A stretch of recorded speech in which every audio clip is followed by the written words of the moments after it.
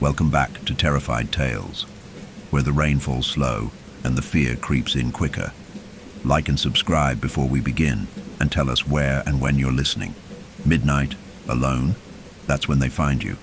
Miriam Ashford's hands trembled as she gripped the steering wheel, her fingers cold against the worn leather.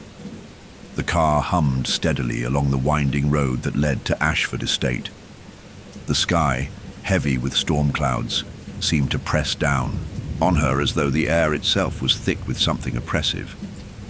The world outside the car was muted, grey, washed out, as though it had lost its colour in the rain.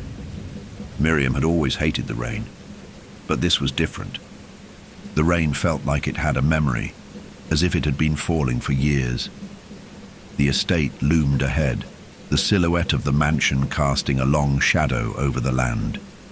It stood like a monument to time's cruelty, an old Victorian house with crumbling stone walls, ivy creeping up its sides, and tall, narrow windows that seemed to watch her approach.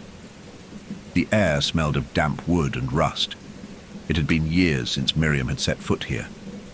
In the decade that had passed since Emma's death, the house had been abandoned, just like the rest of her life. The wind picked up, rattling the branches of the trees that lined the long driveway. Miriam's heart raced as the car slowly came to a stop in front of the mansion. She stared at the iron gates, their sharp points bent and twisted, as if the estate itself were in a perpetual state of decay, refusing to surrender to time. The house seemed to breathe, its very structure alive with the passage of years. "Welcome home," she whispered under her breath, though no one was there to hear. The house hadn't felt like home in years. She stepped out of the car, the gravel beneath her feet crunching loudly in the quiet. Miriam hesitated for a moment, her gaze drawn to the wide front doors which stood ajar as though beckoning her in. The house had always felt like it was hiding something, like it had secrets it wasn't ready to reveal. It had been her childhood, home, and yet, after Emma's death, it had become a place of mourning, a house that lived in the past. She had to restore it now, not just for the family, but for herself. She needed to fix the broken pieces of her life, to heal the wound Emma had left behind. "Don't be afraid," Miriam told herself as she walked toward the entrance. Her footsteps echoed loudly as she passed through the doorway, the air inside thick with dust and the scent of forgotten memories. A grand staircase loomed before her, leading up to the upper floors where Emma had once stayed. Her footsteps faltered as the faintest sound reached her ears, a scratching noise, distant, coming from beneath the floorboards. Miriam paused, holding her breath. It was gone. She shook her head, wondering if it was her mind playing tricks. It had been months since she had been here, and the grief was still fresh, gnawing at her, especially in moments like this. She had heard the sound before when she was younger, scratching at the door in the middle of the night when no one was around. But that was before Emma died.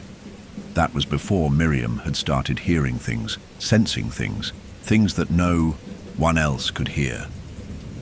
The guilt she felt over Emma's death had warped her mind, and it had become harder to distinguish what was real and what was imagined. But now, with the estate in front of her, she couldn't ignore it. It had to be real. The scratching came again, but this time it was louder. It seemed to pulse through the walls, vibrating in her chest. Miriam's skin prickled with unease. She glanced around the room, her eyes catching the faded wallpaper, the broken furniture, the piles of dust that had accumulated in every corner. The house was alive with its own slow decay. For a moment she wondered if it had always been this way, or if the house had somehow grown more sinister since Emma's death. A sense of foreboding settled over her, but she pushed it aside. She had come here for a reason, to restore the house, to face the past. And whatever was lurking beneath the floorboards, whatever sound was clawing its way up from the darkness, it would not stop her. With a deep breath, Miriam walked deeper into the mansion, the scratching sound growing quieter, as if retreating into the bowels of the house. The front door slammed shut behind her, making her jump, and the house seemed to settle into a new silence. She took another step forward, the floorboards creaking under her weight, and found herself standing in the vast foyer, where portraits of long-dead Ashfords hung on the walls, their eyes dark and somber. "Hello?" she called out, her voice thin in the cavernous space. There was no answer. Of course there wouldn't be. The house was empty, except for the whispers. Miriam shook her head and stepped toward the grand staircase. The rustle beneath the floorboards returned, more urgent now, like something was trying to break free. She walked slowly up the stairs, each step echoing through the halls, until she reached the second floor, where Emma's old room awaited her. The door creaked open as though it had been waiting for her. Miriam stepped inside, her heart heavy in her chest. The room was just as she remembered it, though it felt colder now, emptier, as if the air itself had turned brittle. She moved to the window and gazed out over the overgrown garden. The rain had stopped, but the clouds hung low, casting a muted grey light across the land. The garden, that had once been full of life, now looked more like a graveyard. The flowers were gone, replaced by thick, tangled weeds that seemed to choke the earth. The floor beneath her feet creaked again, and Miriam turned, her eyes falling on the bed, the same bed where she and Emma had once shared dreams, whispered secrets, and played endless games. Her throat tightened, and she bit down the grief that threatened to overwhelm her. She couldn't afford to break down, not now, not when she had come this far. "Emma," Miriam whispered, her voice trembling as she reached out for the empty space beside her. "I'm here, I'll make it right." The whispers beneath the floorboards stopped. For a moment there was only silence, but in that silence, Miriam could swear she heard a soft, familiar laugh. Emma's laugh, echoing from the depths of the house. She froze, her heart racing. Then, the scratching began again, louder this time, more frantic. And this time, it was not beneath the floorboards. It was coming from inside the walls. The house felt colder when Miriam ventured deeper into the mansion, the air growing thick with every step. The walls seemed to absorb the sound of her movements, and her breath came out in thin clouds, like vapor rising from a forgotten grave. The scratching from the walls had stopped, but the sensation of being watched only intensified, a pressure weighing on her chest that refused to lift. She made her way back downstairs, her footsteps echoing as she descended into the dimly lit hallway. The house was still, too still, and the silence stretched taut like a wire ready to snap. A clock somewhere in the distance ticked in a soft metronomic rhythm, but even that sound felt strange, out of place, like it didn't belong. Miriam walked toward the parlor, her mind replaying the strange sensations she'd had on her first night back. As she passed by an old portrait of the Ashford family, she caught the eyes of the man in the middle, her great-great-grandfather, Elias Ashford. His gaze seemed unnervingly direct, as if he knew something about the house that no one else did. She shook her head, trying to dismiss the thought, but it clung to her, like dust on the back of her mind. She stepped into the parlor, the room shrouded in shadows. Faded curtains hung limp by the tall windows, allowing only the smallest slivers of daylight to seep through. A large cracked mirror on the opposite wall reflected the room in a distorted, ghostly way. It seemed like the house itself had been abandoned by time, frozen in a moment that refused to end. Arthur Hale, the estate's caretaker, was sitting in an armchair near the fireplace, his thin frame bent and hunched as though weighed down by the years spent tending to the house's every need. He had been working here for decades, longer than Miriam had been alive, it seemed, and in some ways he was as much a fixture of the estate as the creaking floorboards and rusted gates. Miriam cleared her throat, breaking the silence. "Arthur," He looked up slowly, his sharp grey eyes studying her with a mixture of familiarity and caution. His face was weathered, lines etched deep across his forehead, his skin a tangle of age and hardship. But his eyes, those eyes, seemed to see beyond the present, as if they carried the weight of years upon years of knowledge, some of it too dark to speak of. Miriam. Arthur's voice was raspy, like gravel dragged across stone. You've returned, she nodded, offering a thin smile. I have. The house needs a lot of work, but I can fix it. I'll make it like it used to be. Arthur's expression shifted, and for a brief moment, something unreadable flashed in his eyes, something almost sorrowful. He looked away, his gaze turning toward the dimming light of the fireplace. The flames flickered weakly, casting long shadows that seemed to stretch unnaturally across the walls. I've lived here longer than you've been alive, Miriam, he said slowly, his voice low and deliberate. And I've seen things that can't be fixed, no matter how much you try. Miriam frowned. What do you mean? Arthur exhaled deeply, his gaze lingering on the dying embers. This house, it's not just a house. It's a place of things better left untouched. And some things, once disturbed, can never be put back where they belong. He turned back to face her, his eyes intense. There are stories about this place, rumors that people like to dismiss as superstition, but you should know, Miriam, this estate is cursed. The Ashford name carries a heavy price, and you're walking into that darkness again. Miriam's pulse quickened, the words hanging in the air between them like a storm about to break. She shook her head, dismissing the thought. I don't believe in curses, Arthur.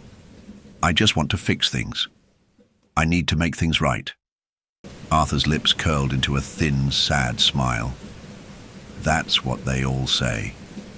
The ones who come back year after year, and I've seen it, Miriam. People come here hoping to rebuild, to make peace with the past. But they can't. The house, it makes them forget who they were. It pulls them in, and they never leave. They leave pieces of themselves behind, like the stains of their ancestors. He leaned forward, his voice dropping to a near whisper. The house, it knows your name. It knows what you carry inside of you, and it feeds on that. Miriam's stomach twisted. What do you mean, it knows me? Arthur's gaze darkened. You're not the first Ashford to try and bury their past. Your family's history is written in blood, Miriam. I've heard the whispers, seen the shadows, long before you came here. And I've never been able to stop them. You may think you're restoring the house, but the house, it's restoring something in you. Something you can't escape. Miriam's heart hammered in her chest. The air felt thicker now, suffocating. She wanted to argue, to tell him he was just an old man who had lived too long in the shadows of his own fears. But there was something about Arthur's demeanor, his quiet certainty that made her hesitate, the scratching, the noises. She said, almost in a whisper, I hear it, beneath the floorboards. It's like something is trying to get out. Arthur's eyes flickered to the floor, and he nodded slowly. It's not just the house settling, Miriam. It's something waiting. The Ashfords made a pact long ago, and that pact is still tied to this place. The house will never let you forget what you've inherited. Miriam swallowed, trying to force herself to remain calm. I don't believe in those stories. I just need to focus on fixing this place, that's all. Arthur stood slowly, his creaky joints protesting. He approached her, his presence looming over her like a shadow. You're free to believe what you want. But remember, Miriam, some things don't want to be fixed. Some things want to be left alone. With that, Arthur turned and made his Way out of the room, his footsteps slow and deliberate, as if every movement was calculated. Miriam watched him go, a deep unease settling into the pit of her stomach. The weight of his words pressed down on her chest, making it hard to breathe. She stood in the parlor, the silence enveloping her once again. But this time, the silence was no longer a comfort. The house felt alive, watching, waiting, and the scratching beneath the floorboards, though faint, began again. This time, Miriam wasn't sure if she could ignore it. Miriam stood in the cold, empty parlor long after Arthur had left. The room felt quieter now, as if his departure had sucked the last remnants of sound from the house, leaving only the faintest hum, like the buzz of an old electrical wire about to snap. The floorboards creaked underfoot as Miriam moved to the window, staring out at the overgrown garden that stretched in front of the estate. She'd been back for less than a day, but already the house was starting to feel like a prison. Her phone buzzed in her pocket, breaking the silence like a gunshot. Miriam glanced at the screen. It was a message from Elise. Elise. "Are you all right? I'm worried. Call me." Miriam's heart softened at the sight of her friend's name. Elise had been a constant in her life, the one person who had been there before and after Emma's death. She had been the one to hold Miriam together when everything else had crumbled. Miriam's fingers hesitated over the screen for a moment before she typed back. "Miriam, I'm fine. Just a little overwhelmed. It's a lot to take in, but I'll be okay. I promise." She pressed send and stared at the blinking cursor, waiting for Elise's reply. After a moment, the phone buzzed again. "Elise, no, you're not. You don't sound okay. I'm coming over. I'll be there in an hour." Miriam sighed, putting the phone down on the cracked wooden table. She wasn't ready to admit it, but Elise was right. She wasn't okay. Something about the house felt wrong, and she couldn't shake the feeling that it was watching her, that something was hidden beneath its decaying surface, waiting to be uncovered. As she looked out the window, her mind began to replay the words Arthur had spoken. "The house knows your name. It feeds on what you carry inside of you." She shook her head, trying to dismiss the thought. "I'm just tired. It's the stress of being back here," she told herself. But even as she tried to convince herself, the house felt colder, more oppressive, like it was closing in on her. Before she could dwell on it any further, the sound of a car pulling up the gravel driveway caught her attention. Miriam glanced out the window again. Elise's car was parked in front of the estate, and the familiar figure of her best friend stepped out, looking small and insignificant against the imposing backdrop of the mansion. Miriam quickly crossed the room and opened the front door, stepping out into the damp evening air. The first thing she noticed was how much smaller everything seemed now that she was standing on the estate's grounds. The house towered above her, its broken windows like hollow eyes staring down at her, while the wind tugged at her clothes as if trying to pull her back inside. Elise waved as she approached, a worried expression on her face.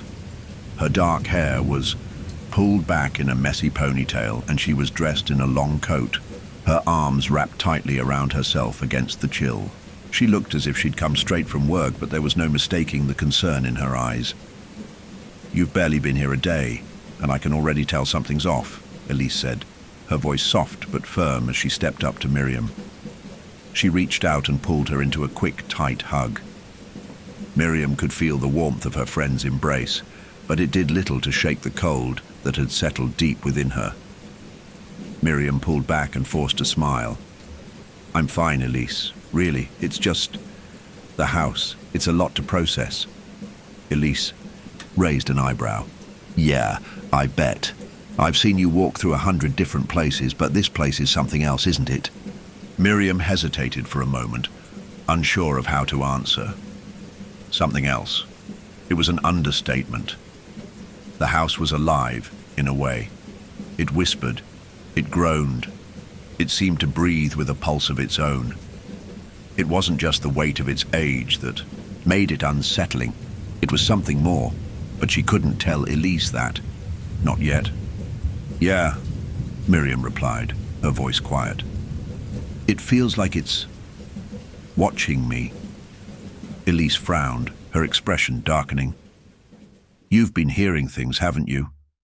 The house can do that to you, mess with your mind. I've read about places like this, old houses that get under your skin. It's not good for you to be alone here, Miriam. I don't care how much you want to fix it up. You need to leave, at least until we figure out what's going on." "I can't leave," Miriam said quickly, the words coming out before she had a chance to filter them. "I'm not running away from this place. I can fix it. I need to fix it." Elise stepped closer, her eyes searching Miriam's face. "You don't have to do this alone. You've been through enough. I've watched you bury yourself in your work, in trying to make up for what happened with Emma. But you can't fix everything, especially not this." Miriam flinched at the mention of Emma. She had never been able to shake the guilt, the feeling that if only she had been there, things would have turned out differently. She had tried to convince herself that restoring the house was the way to atone, the way to bring back some sense of control. But the truth was, she wasn't doing this for the house. She was doing it for Emma, for the parts of her sister she felt she had lost. "I'm not running from her," Miriam said, her voice barely a whisper. "I have to do this, Elise. I have to fix what was broken." Elise reached out and took her hands. "And you think fixing this house is going to do that? You think that by restoring it you can bring her back? That's not going to work, Miriam." Miriam's chest tightened, and for a moment she almost broke down right there. Elise's words stung, but they also made her question everything she thought she knew. Could she really fix what had been lost? Could she really restore a broken past? "I'm not sure anymore," Miriam admitted, her voice shaky.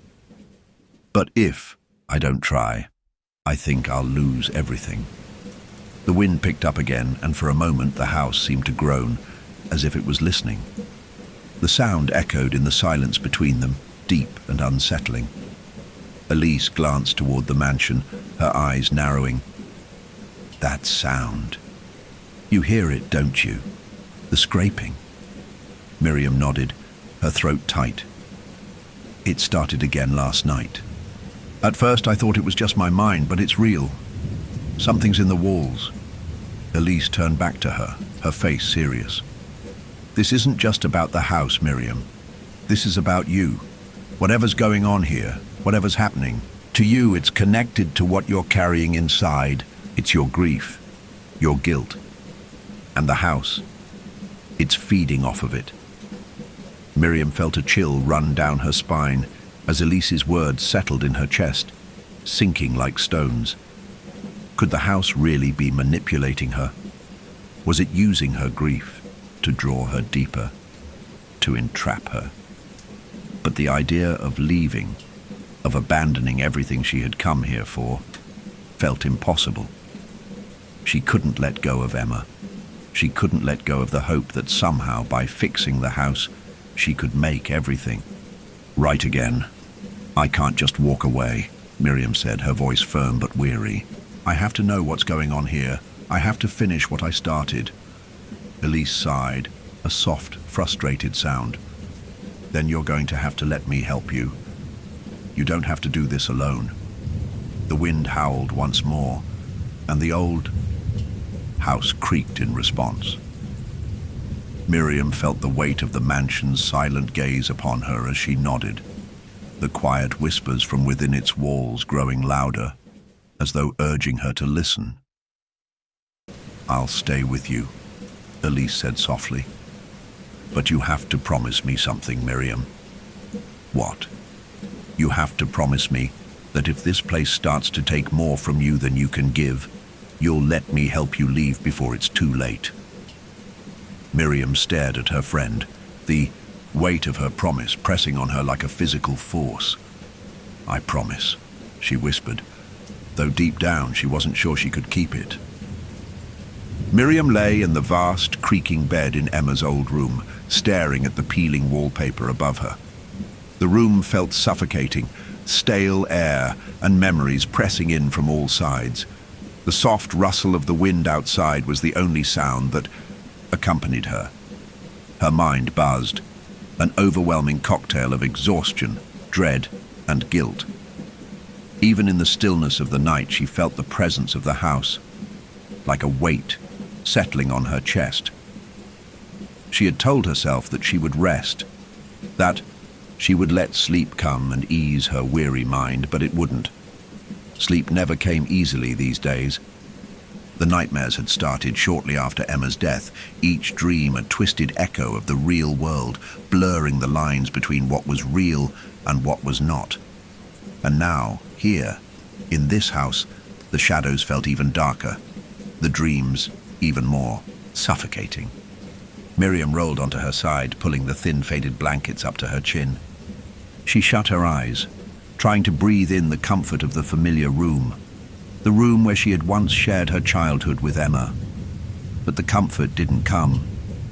Instead, her mind churned with images of her sister, Emma's smiling face, her laughter, their shared memories, but all of it was marred by the ghostly presence of something else, something wrong. The scratching beneath the floorboards echoed in her ears, louder now, as if it was alive, feeding off the silence of the house. Miriam squeezed her eyes shut, trying to block it out, but it only grew louder, more insistent. Then, the room shifted. The shadows that had once felt benign now seemed to stretch toward her, reaching out from every corner. The walls pulsed with a low, steady hum, like the house was breathing. Miriam sat up quickly, her heart hammering in her chest. She rubbed her eyes, trying to clear the fog in her mind. Had she been dreaming? Or had she really heard it? But when she looked around, the room was unchanged.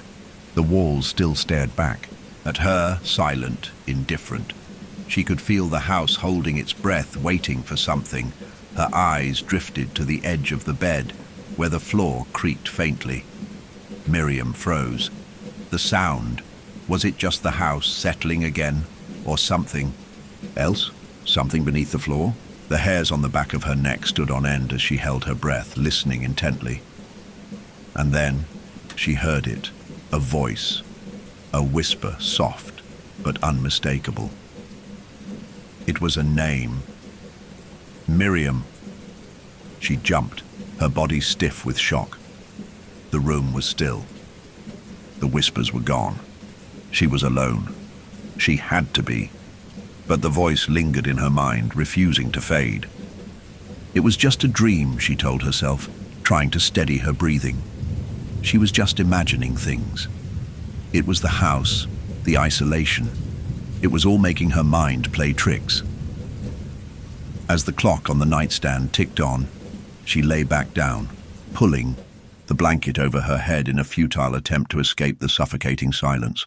But as her eyes closed, the darkness behind her eyelids began to twist.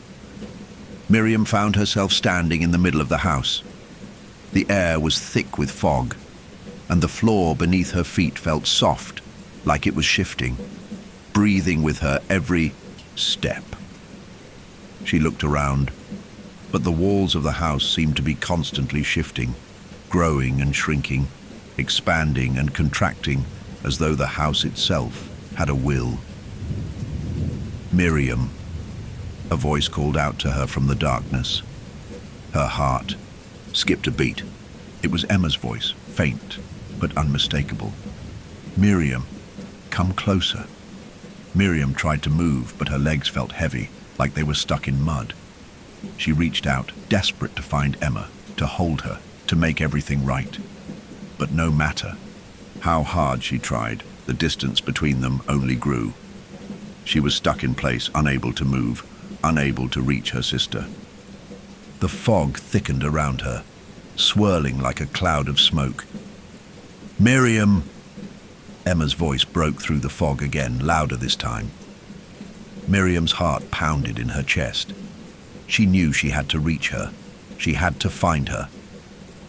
She pushed forward with all her strength, but the more she tried, the more the ground beneath her feet shifted, as though the house itself was trying to stop her.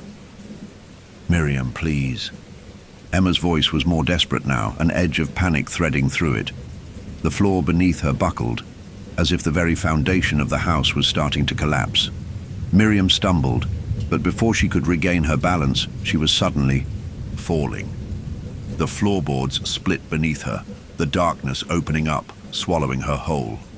Her scream echoed through the hollow space as she plunged into the blackness. The walls closed in around her, the house groaning, its floorboards creaking, in a rhythmic pattern like a heartbeat pounding through the earth. Miriam, she fell and fell, the air pressing down on her, squeezing the breath from her lungs. And then, just as quickly as it had started, everything stopped. The darkness was absolute.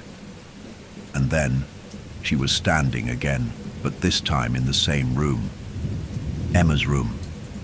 The walls were covered in shadows, but there, in the corner, a figure stood. It was Emma, or at least it looked like her. Her sister's face was pale, her eyes wide and hollow, her body twisted in an unnatural way. She was not the Emma Miriam remembered, not the one from before the accident. This was something darker, something wrong. Emma's mouth opened, but the words she spoke were distorted, stretched out into something unrecognizable. "Miriam," she whispered, the voice warped. "Come to me. You have to let me out." Miriam stepped back, her heart racing as she tried to escape, but the room seemed to stretch, the walls moving further away. The shadows grew, wrapping around her like chains. "No, no, no," Miriam muttered, struggling to move. "This isn't real. It's just a dream. It's just a dream." But no matter how hard she tried to wake up, to shake off the darkness, she couldn't. The voice came again, louder now, her sister's twisted form reaching out toward her. "Let me out, Miriam." Suddenly, Miriam felt a sharp tug in her chest, a pull that made her gasp. It was as if something in the house was yanking at her, trying to drag her back into the depths of the earth. The world around her began to shift again, and she could feel herself being pulled deeper into the darkness, just like before. And then the dream shattered.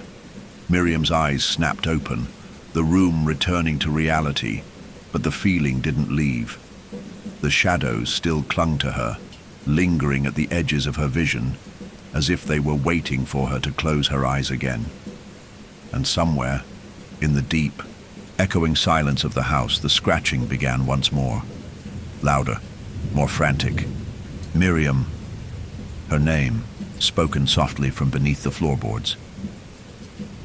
The air felt heavier the morning after Miriam's unsettling dream. She had woken with a start, heart pounding, the echoes of Emma's distorted voice still ringing in her ears. The shadows in her room seemed to linger even after the sun had risen, stretching across the floor in long, unnatural shapes. Every creak of the house, every whisper in the wind outside, made her jump, as if the walls themselves were holding secrets she wasn't ready to uncover. The house felt oppressive, suffocating, like a living thing pressing down on her, whispering its dark history. Miriam sat at the edge of the bed, rubbing her eyes. The scratching from beneath the floorboards had not stopped, even after she'd woken up. It had only grown louder, more insistent, like something was trying to claw its way out of the walls themselves. With a sigh, Miriam rose to her feet. She had to keep moving, had to keep herself occupied, or the house would drive her mad. It wasn't just the house. It was her grief, her guilt. The dream had stirred something inside of her, a raw, festering wound she had spent years trying to forget. But it was here, in this house where her sister had died, that everything seemed to come alive again. The past wouldn't let her escape. And no matter how many times she told herself she was here to restore the house, part of her knew it was more than that. She was here to redeem herself, to save Emma, even if she couldn't save her in life. But what if it was too late? What if Emma wasn't the one that needed saving? Miriam shook her head, trying to banish the thought. She stepped into the hallway, her footsteps muffled by the thick carpets. The house was eerily quiet, too quiet. She couldn't stand it. She needed to explore. She needed to find answers. The walls seemed to close in on her as she walked, and the faint whispering from the floorboards followed her every step. It wasn't just the house. The air itself seemed thick with the weight of history, old, painful, forgotten memories that refused to stay buried. Miriam passed by the grand staircase, her fingers brushing the banister as she continued down the hallway toward the back of the house, where the rooms had once been full of life and laughter, but now stood empty, silent. At the very end of the corridor, she stopped. There was something different about this part of the house, a slight shift in the air, as though the passage itself were holding its breath. The walls here were darker, the shadows more intense, as though the house had swallowed all the light. Her gaze fell on an old door she hadn't noticed before, tucked away behind a thick curtain of dust. It was small, inconspicuous, and the wood was darkened with age. Something about it called to her, beckoning her forward. Miriam hesitated. She hadn't meant to come this way. The house had been built in such a way that every hallway and passage seemed to lead to another secret, a hidden room, a forgotten stairwell, or an abandoned space that had been long sealed off. This door, however, was different. It felt like it had been waiting for her. She could almost hear the house whispering, urging her to open it.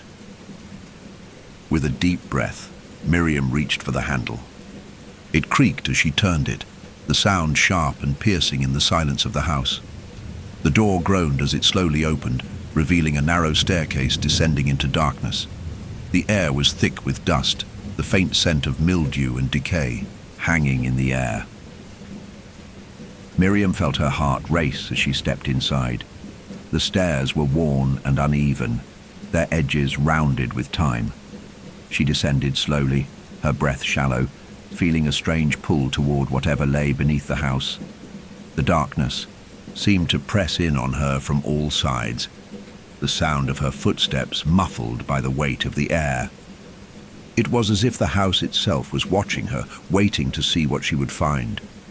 The staircase led her down to a small, cramped room. The walls were lined with shelves, though most of the contents had long since decayed into dust. But something caught her eye.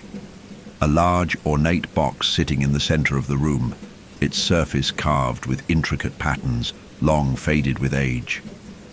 Miriam stepped closer, her fingers brushing the surface. The box was cold, colder than anything she had touched before. Something in the room felt wrong, too wrong.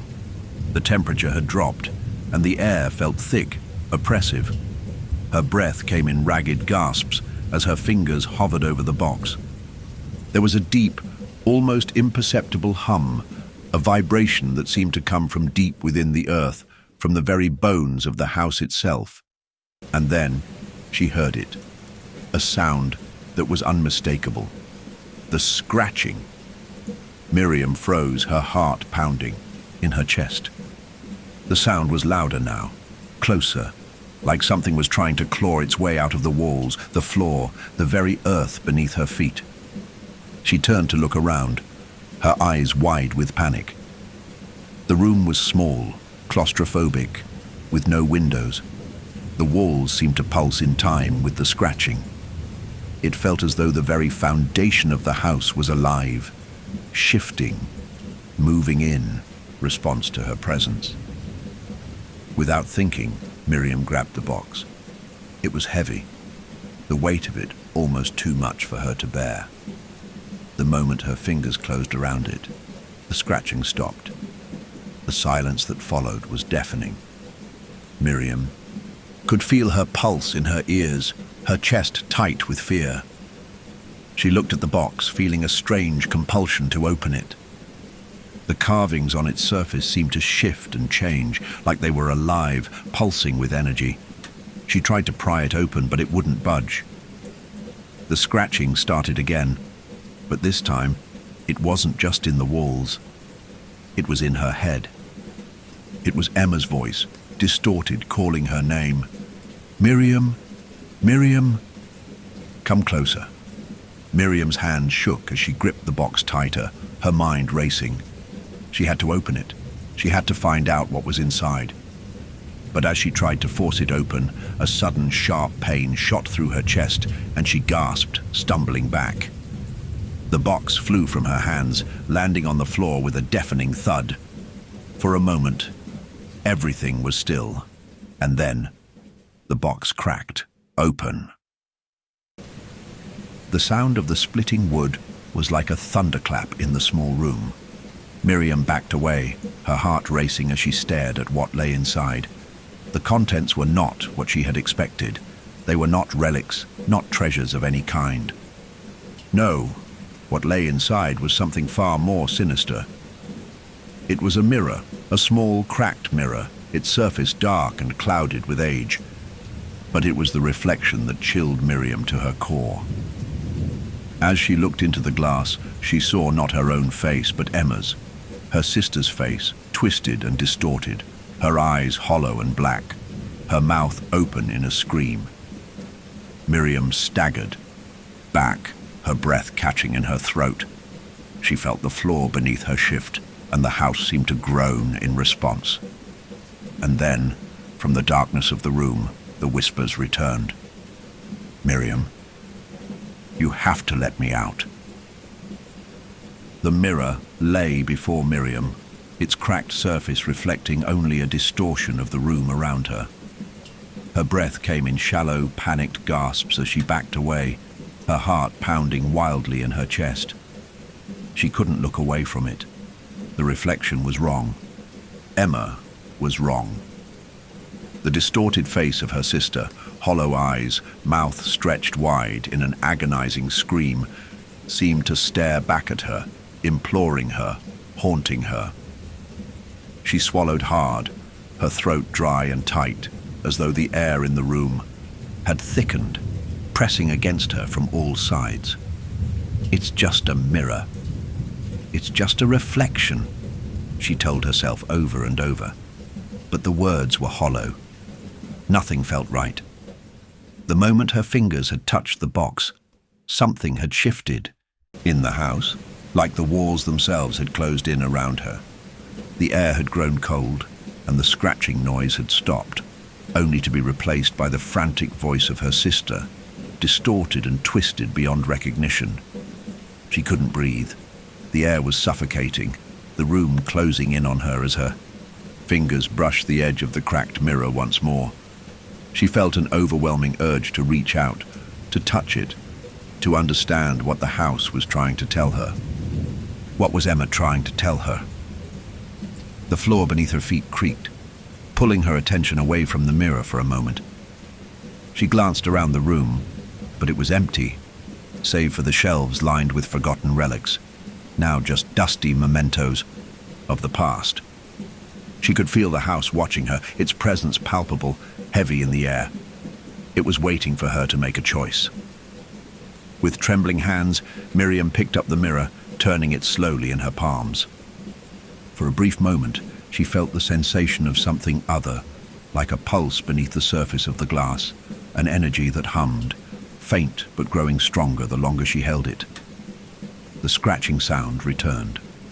Not from the walls this time, but from within the mirror itself.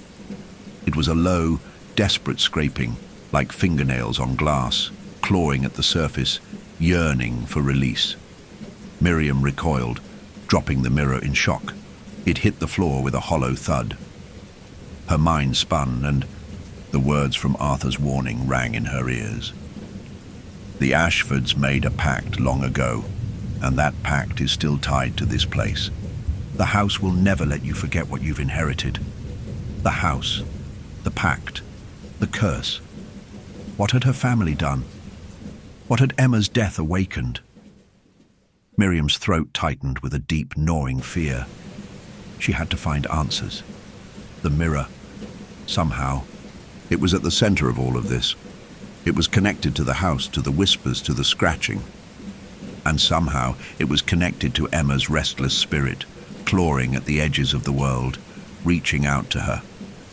Miriam stood, taking a deep breath to steady herself, and moved toward the small desk in the corner of the room. It was cluttered with old, yellowed papers, journals, and tattered books, forgotten remnants of her family's past. She rifled through the piles, her fingers shaking as she flipped through each page. There, tucked beneath a stack of old letters, was something that caught her eye, a journal. Its leather cover was cracked and worn, the pages yellow with age. It didn't belong to her grandmother, no. This was older, much older. Miriam opened it cautiously, scanning the entries, her eyes scanning the faded ink. She stopped at one particular passage. The mirror will show you what you cannot see. It will reveal the truth of what was buried. The pact we made with the house is binding. It has taken our past, and it will take our future if we are not careful. Miriam's hand froze over the page. Her heart skipped a beat as she continued, reading, her pulse quickening. Emma will be the last to succumb. She will be the last one to hear the whispers. She must not be the one to break the seal, for if she does, the house will take her. Miriam's breath caught in her throat. Emma. She looked at the words again, as though they could provide some clarity. The house, a pact, a seal, a sacrifice. Her sister was never meant to survive, the journal seemed to say. Miriam's mind reeled, trying to comprehend the weight of what she had just read. Emma had never truly been alive in the sense she had always believed. It was as if the house had been drawing her in all along, pulling her toward it, towards some ancient force that had always waited beneath the floorboards, beneath the foundations of the Ashford estate. With trembling hands, Miriam turned the page. It was a drawing, rough but unmistakable. It depicted the same mirror she had just seen, but there was something darker about it. A shadow looming behind the glass, its form indistinct but ominous. There was a message beneath the drawing. You must destroy the mirror. If the mirror is not destroyed, the house will have no end. It will consume you all. Miriam stared at the page for a long moment, her mind racing as she tried to process what she had read. The house was not just haunted. It was a living thing, tied to her family's bloodline, bound by a pact that had not only cursed her ancestors, but had also trapped Emma's spirit in its walls.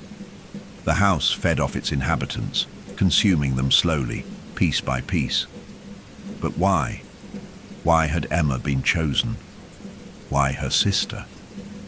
The scratching grew louder again, and Miriam jumped, turning toward the walls. The sound was relentless now, scraping across the plaster, echoing in her ears. She felt her chest tighten, the weight of the house's gaze pressing down on her. There was no escaping it. The house had claimed Emma, and now it wanted Miriam. She had to find the truth.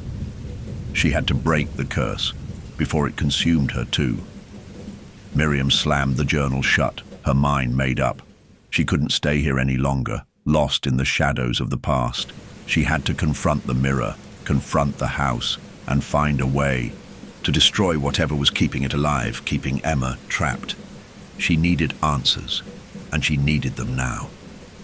She ran out of the room, the sound of the floorboards groaning beneath her feet, as if the house itself was trying to stop her. She didn't care. She had no time to waste. The mirror, she thought. That was the key. If she could destroy the mirror, maybe, just maybe, she could destroy the house's hold on her family. Miriam raced down the hallway, her eyes scanning the walls for any sign of the mirror. But the house was changing. It was shifting, its architecture becoming more disorienting with each passing second. The shadows seemed to grow longer, more twisted, and the whispers, always there, became a low, guttural murmur, like something waking from a long sleep. She found the mirror in the parlor, just where she had left it, its cracked surface still reflecting the distorted light of the room. Miriam approached it slowly, her heart pounding in her chest. There was no going back now. She reached out, her fingers brushing the glass, and as soon as she touched it, the world shifted again. The scratching intensified, and the room around her seemed to dissolve, folding in on itself like a collapsing tunnel. Miriam gasped, stumbling back as the figure of her sister, Emma, appeared in the reflection, her face twisted in silent agony. "Miriam." The voice was faint, yet it filled the room. "It's not too late. You have to let me out." Miriam stood before the cracked mirror, the reflection of her own pale face staring back at her with an almost eerie calmness. But it wasn't just her reflection that unsettled her. The distorted image of Emma, her sister, or what remained of her, loomed in the glass. Her hollow eyes, her contorted mouth. It was as if Emma's tortured soul had been bound to the mirror, its curse alive in her sister's suffering. Miriam's breath quickened as she felt the weight of her sister's gaze, still pleading for release. Her hand trembled as it hovered over the surface of the mirror, unsure if she should press forward. Should she destroy it? Could she destroy it? The house seemed to press in on her with every passing second, and the frantic scratching from the walls had grown louder, more insistent. It wasn't just the house that wanted something from her. It was Emma, too. The floor creaked beneath her feet, and the suddenness of the sound made Miriam startle, snapping her away from the mirror. Her pulse raced. The room seemed to close in on her as she stumbled backward, the oppressive air of the house suffocating. The scratching noise was now inside her head, as if the house itself was screaming at her. Just as she was about to retreat, the door to the parlor opened with a sharp groan, and there, standing in the doorway, was Elise. Her face was drawn with concern, and her eyes searched Miriam's as though she could see right through the walls of the house and into her friend's soul. "Miriam." Elise's voice was soft, but the fear in it was unmistakable. She stepped into the room slowly, glancing around, clearly uncomfortable with the oppressive atmosphere of the estate. "You've been down here for hours. I thought I heard you shouting. What's going on?" Miriam opened her mouth, but for a moment, no words came. How could she explain the house to Elise? How could she tell her friend about the mirror, about the scratching, about the twisted reflection of Emma's face?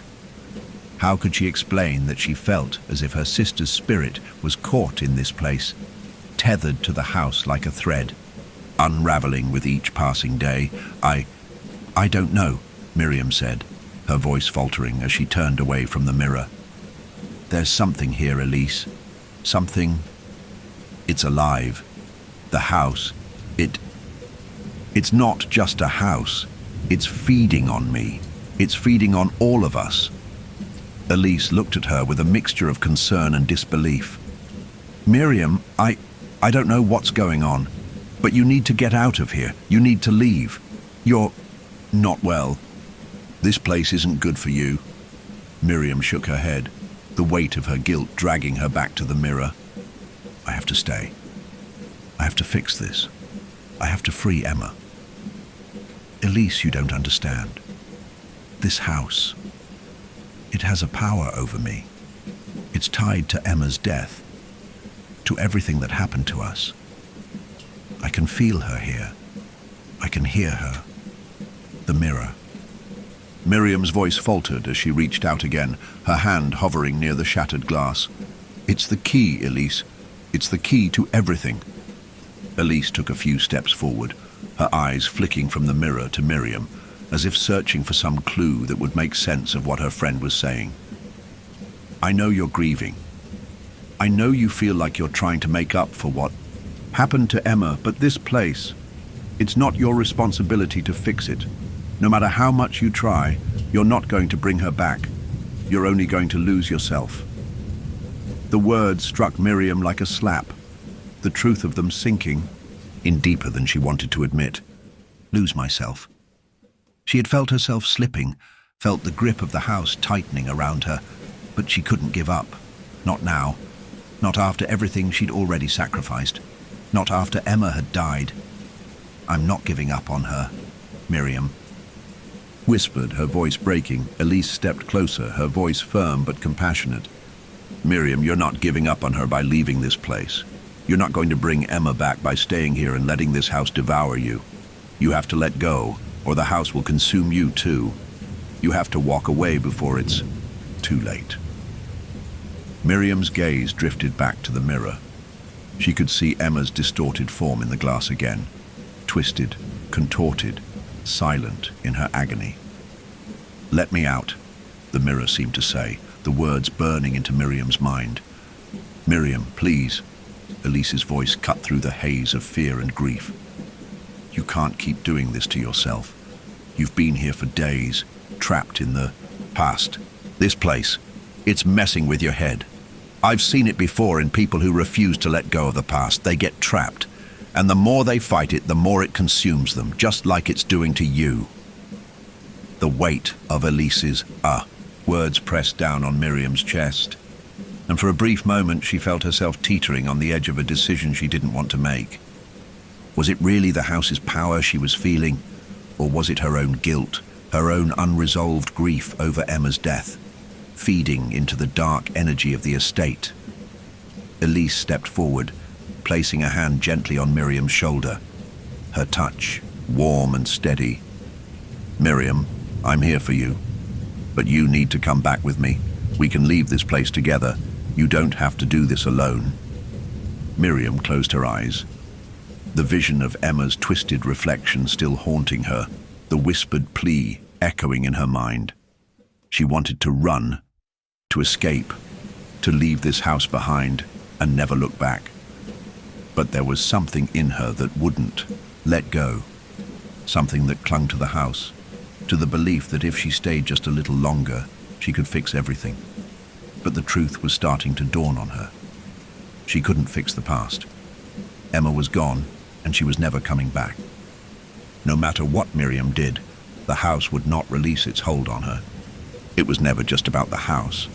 It was about her grief, her guilt, her inability to move on.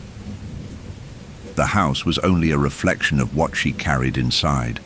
Miriam's heart ached, but she felt something shift inside of her. Maybe Elise was right. Maybe I need to let go. But when she turned to look at Elise, the resolve in her heart wavered. She wasn't sure she could leave. Not yet. Not without facing the house, without knowing the truth. But the thought of staying here any longer, of letting the house consume her like it had consumed Emma, filled her with terror. I don't know if I can leave just yet, Miriam whispered, her voice breaking. But I promise I'll think about it. I'll try. Elise's eyes softened, her hand still resting gently on Miriam's shoulder. I'll be here, whenever you're ready.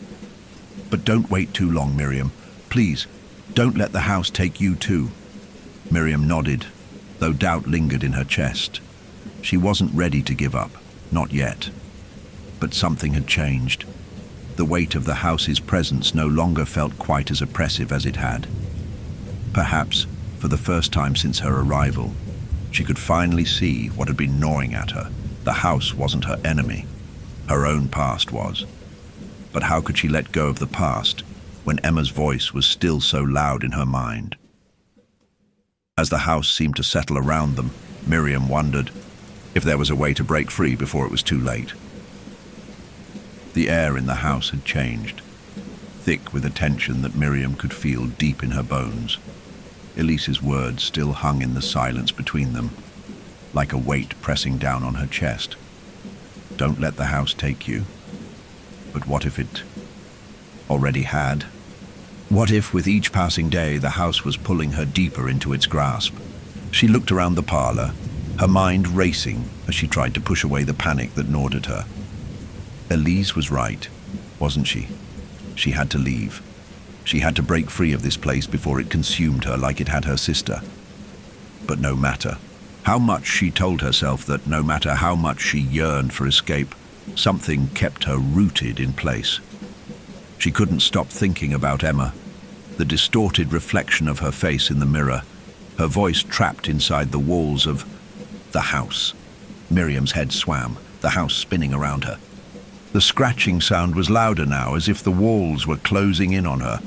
It wasn't just the noise, it was the sensation that the house was alive, its heartbeat pulsing through the floorboards, in every creak of the walls, in every shadow that seemed to shift when she wasn't looking. Miriam felt it. The house was watching her, waiting for her to make her next move. As if on cue, the door to the parlor slammed shut with a violent bang. Miriam jumped, her heart leaping into her throat. She whipped around, but there was nothing. Just the empty room, the dim light filtering through the cracked windows. The heavy door had swung shut of its own accord without any wind or reason to explain it. Miriam stood frozen for a moment, her breath caught in her throat, before her mind rushed to explain the impossible. The house is old. It's unstable. It must have been the wind. But even as she tried to justify it, a strange, sinking feeling spread in her gut. It wasn't the wind. She knew that. Miriam, a voice whispered from the shadows.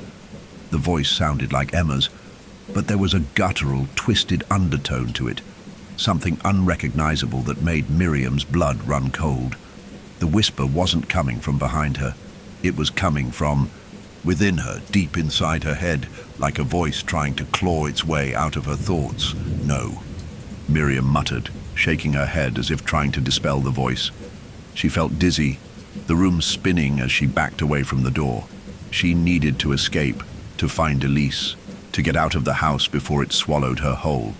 But the door, the only exit from the room, was closed, locked.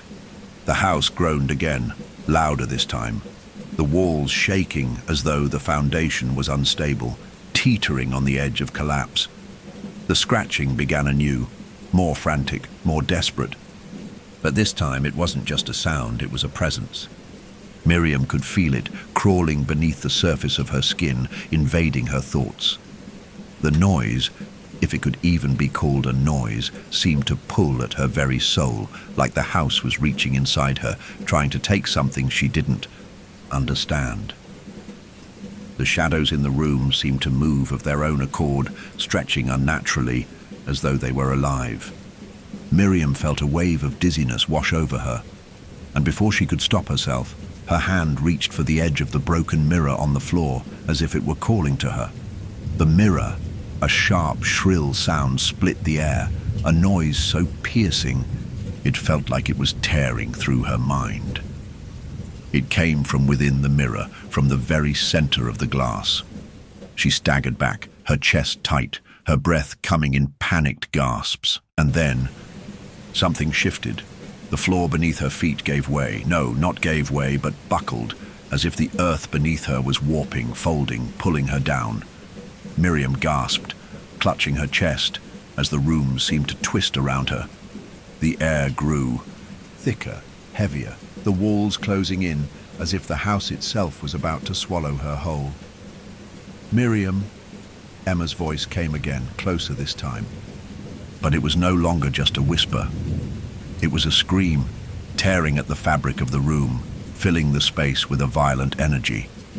The mirrors in the room cracked, the glass splintered, the house groaned, its foundations straining, as though it were alive, writhing in pain.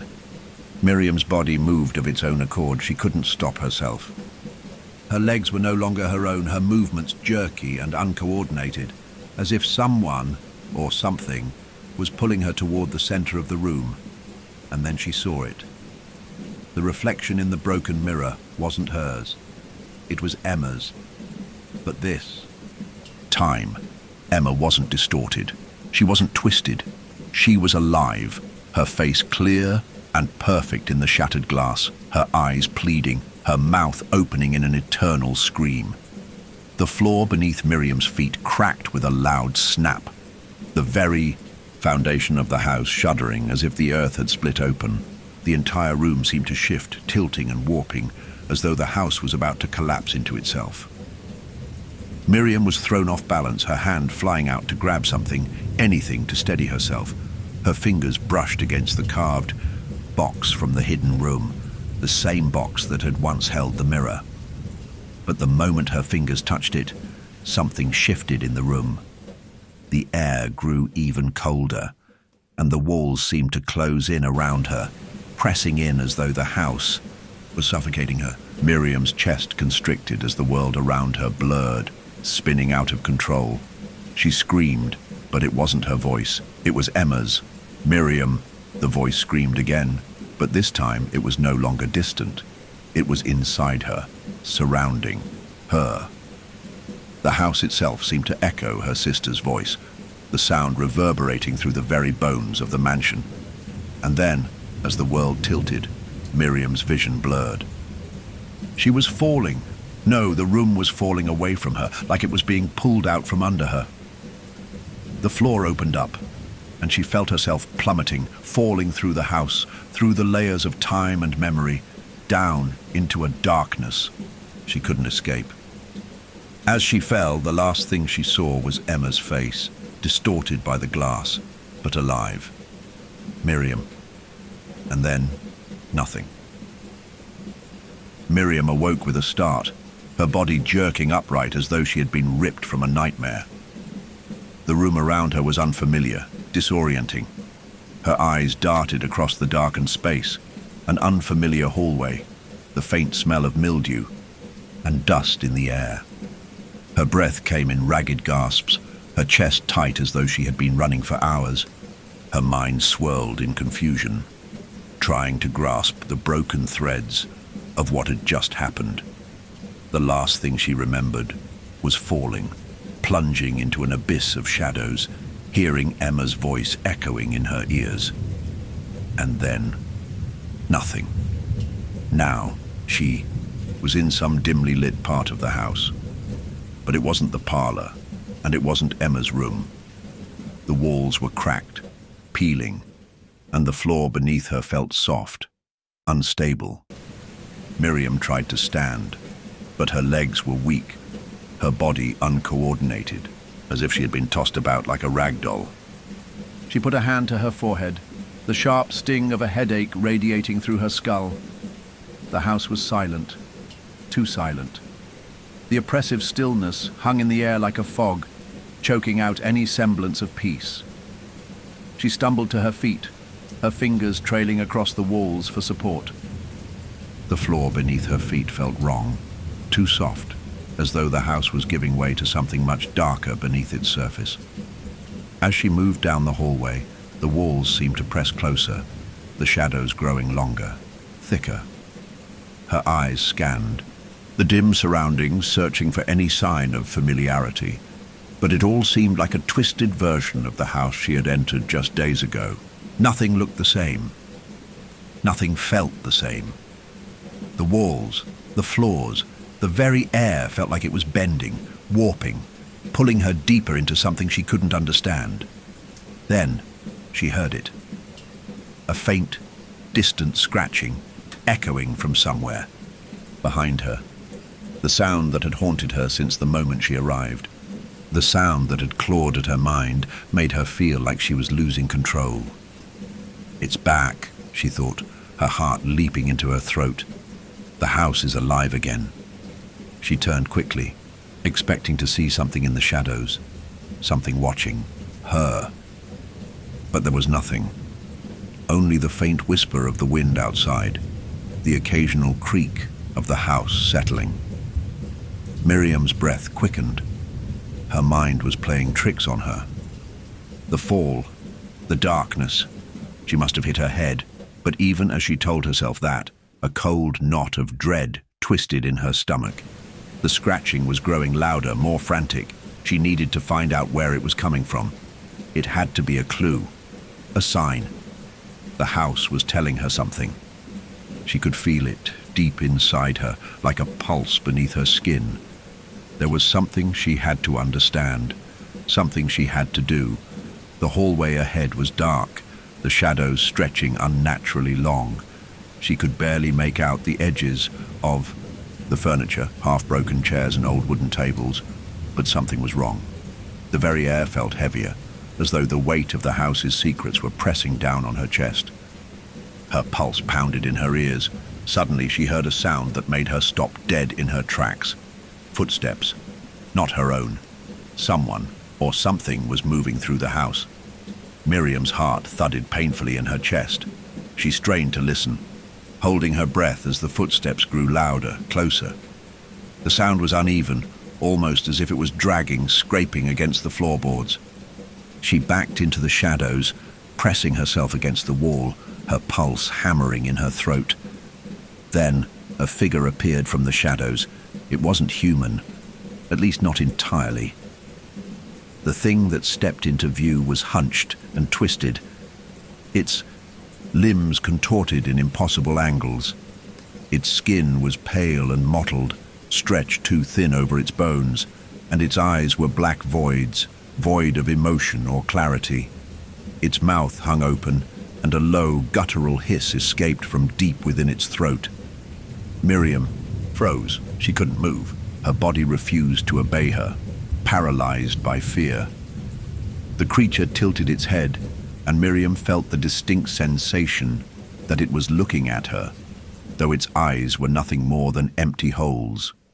The scratching sound intensified, now louder than ever, as if it were coming from within the creature itself. "Miriam!" it rasped in a voice that sounded like Emma's, but deeper, distorted and wrong. "Miriam, come to me!" Miriam gasped, stepping backward, her feet catching on the edge of the floor as she tumbled to the ground. Her heart was pounding so hard she thought it might explode. The creature in front of her slowly advanced, its movements unnaturally slow and deliberate. Each step it took seemed to echo, stretching time itself. She scrambled backward, trying to escape, but the creature kept coming, its head snapping unnaturally, like it was listening to something only it could hear. The air seemed to tighten with the pressure of its presence, its very being suffocating her, choking her with its unnatural form. The house groaned beneath them, and the scratching came again, louder, closer, as though the walls themselves were alive, trying to devour her. In a flash of panic, Miriam's mind scrambled for an explanation. What was it? Was it Emma? Was this some manifestation of her sister's trapped spirit? Or was this something worse? The thing stopped inches from her, its mouth still gaping open, and as it did, the air shifted once more. There was a rumbling from deep within the house, a thunderous roar that seemed to shake the walls. Miriam's skin tingled with a sense of impending doom. The ground beneath her trembled, and the house seemed to groan in agony. The scratching grew into a maddening rhythm so loud it was deafening. The figure in front of her began to fade, its form flickering in and out of existence, like it was being torn from reality itself. For a brief moment, Miriam saw Emma's face again, her distorted image screaming from the thing's mouth, a silent cry of anguish and torment. Then, just as suddenly as it had appeared, the figure collapsed into nothingness, leaving only the oppressive silence in its wake.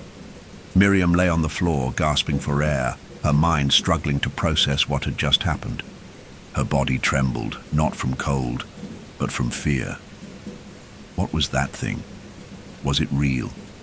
Or was it another part of the house's madness, feeding on her grief? But then something shifted in her. A new clarity began to form in her mind. This wasn't just about Emma anymore. This was about something much older, something buried beneath the house, something tied to the Ashford family. The scratching began again, louder than before, and Miriam realized with a sudden, terrifying clarity, it wasn't just the walls that were closing in. The house had been trying to show her something that had been hidden from her all this time, and now there was no going back. Miriam stood frozen in the cold silence of the hallway, her hands still trembling from the encounter with the creature, or whatever it was. Her mind felt as if it were suspended in a haze, the air thick with dread. The walls seemed to hum with energy, as though the very house were alive, pulsing with a rhythm she couldn't understand. It wasn't the quiet, eerie calm she had grown accustomed to. It was something far worse, more threatening. The sound of scratching continued, ever present, like a constant reminder of the horrors buried within these walls. What just happened? Miriam's heart raced as she struggled to make sense of the shifting reality she was caught in. The figure, that twisted form of Emma. Was it a vision? A hallucination? Was her grief manifesting itself in the most terrifying way possible?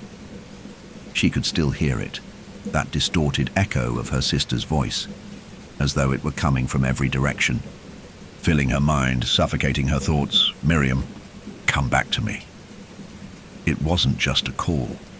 It was a demand, and the desperation in it felt real, too real. But as Miriam stood there, the weight of the encounter pressing down on her, a sense of clarity began to form. She couldn't keep running from this. Whatever the house had unleashed, whatever had happened to Emma, it was tied to her. It was her responsibility now. She had no choice but to confront the house, confront whatever dark force it was that had taken hold of her family. For generations. Her breath came in ragged bursts as she turned, her eyes scanning the hallway for any sign of Elise. Where had she gone? Had she left? Did she even believe her? Miriam had promised Elise she would leave with her, but now she wasn't so sure. The house creaked around her, the sound of footsteps echoing faintly. Miriam felt an unease wash over her as she hurried toward the parlor. If Elise was still here, she needed to find her. She needed someone to anchor her, someone who could help her break free from the grip the house had on her mind. But the closer she got to the parlor, the heavier the air grew, the scratching louder, more frantic. And then, through the open doorway, she saw Elise. At first, Miriam thought it was just a trick of the light. Elise was standing at the far end of the room, her back to Miriam, facing the shattered mirror on the floor. Her body was stiff, her shoulders hunched, as though she were lost in thought. But something about her stance seemed wrong, unnatural.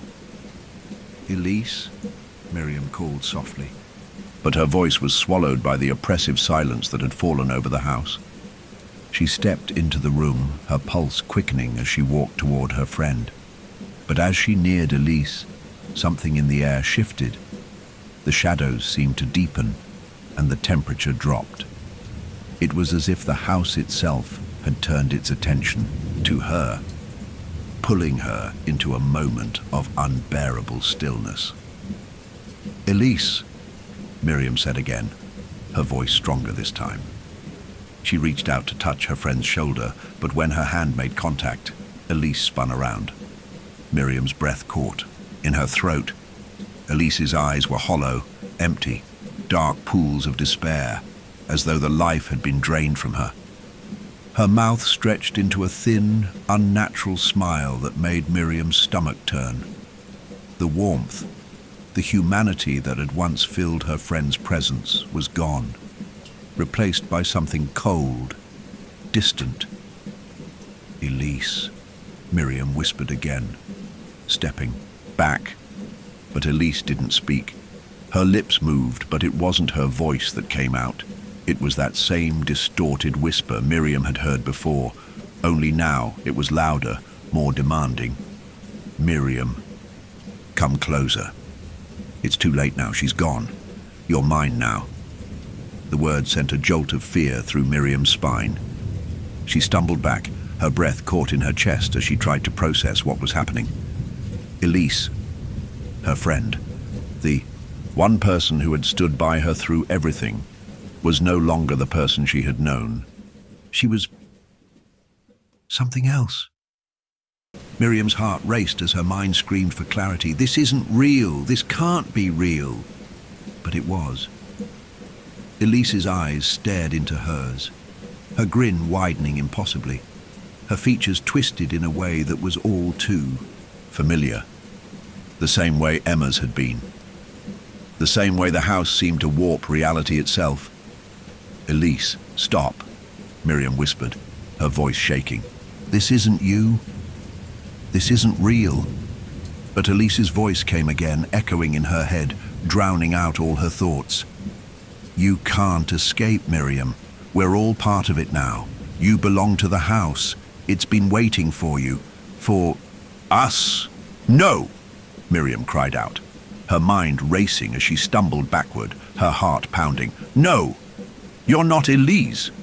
What have you done to her?" The air around her grew thick, suffocating. The house seemed to bend inward, its walls pulsing, with energy as the scratching noise rose to a deafening crescendo. The floor beneath her feet seemed to quiver, and she could feel the vibrations running through her, as if the house was preparing for something horrible. Elise, if that was still Elise, took a slow step forward, her body moving unnaturally, jerky and disjointed. Her grin never faltered, her eyes never leaving Miriam's. "You cannot stop it, Miriam, not now. You are part of the Ashford bloodline.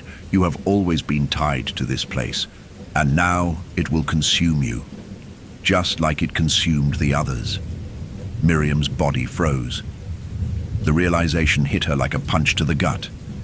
The house. It had been feeding on her grief, on her guilt, on her memories of Emma. And now, it had taken Elise too. This wasn't just about restoring the house. This was about something much darker, something far beyond her control. The house had been waiting for her. It had been feeding on her pain, and now it was taking her friends too. "No. No," Miriam whispered again, shaking her head, trying to back away. But the shadows were closing in, and the floor beneath her feet began to feel unstable, as if the house itself were collapsing. "Elise, I'm sorry," Miriam cried, her voice breaking. "I can't." But the figure that once was her friend only stepped closer, its distorted form becoming more and more alien with each passing second. The smile twisted further, and with a horrible, unnatural rasp, it spoke again. "You will be, Miriam. You will be." And then, with one final step, the creature lunged at her. Everything went dark.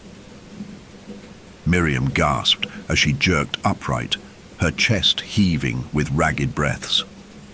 The room was pitch black, the oppressive silence of the house swallowing any sounds of movement, any hint of life.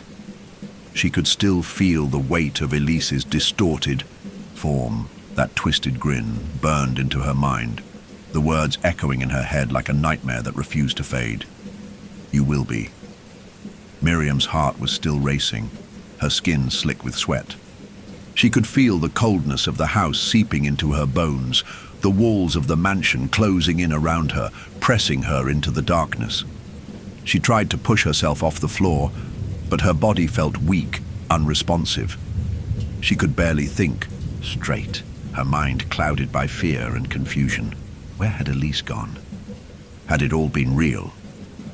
Or was it just another nightmare, another twist of the house's dark power? Miriam's thoughts spiraled, her chest tightening with each passing second. She couldn't tell what was real anymore. It was all slipping away from her like sand through her fingers. Slowly, painfully, she managed to pull herself to her feet. Her legs wobbled, but she steadied herself against the wall, feeling the cold stone beneath her fingertips. She needed to find Elise. She needed to find a way out of this nightmare. The house was silent again. Too silent. No, Miriam thought, panic creeping into her chest. It's not over. It's not done with me yet. Her breath quickened as she stumbled.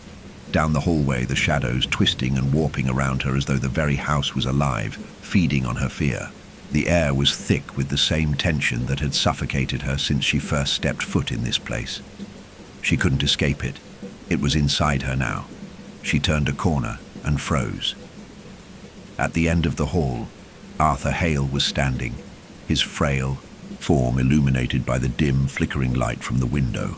His back was to her, his hunched shoulders rising and falling in a slow, uneven rhythm, as though he were breathing heavily.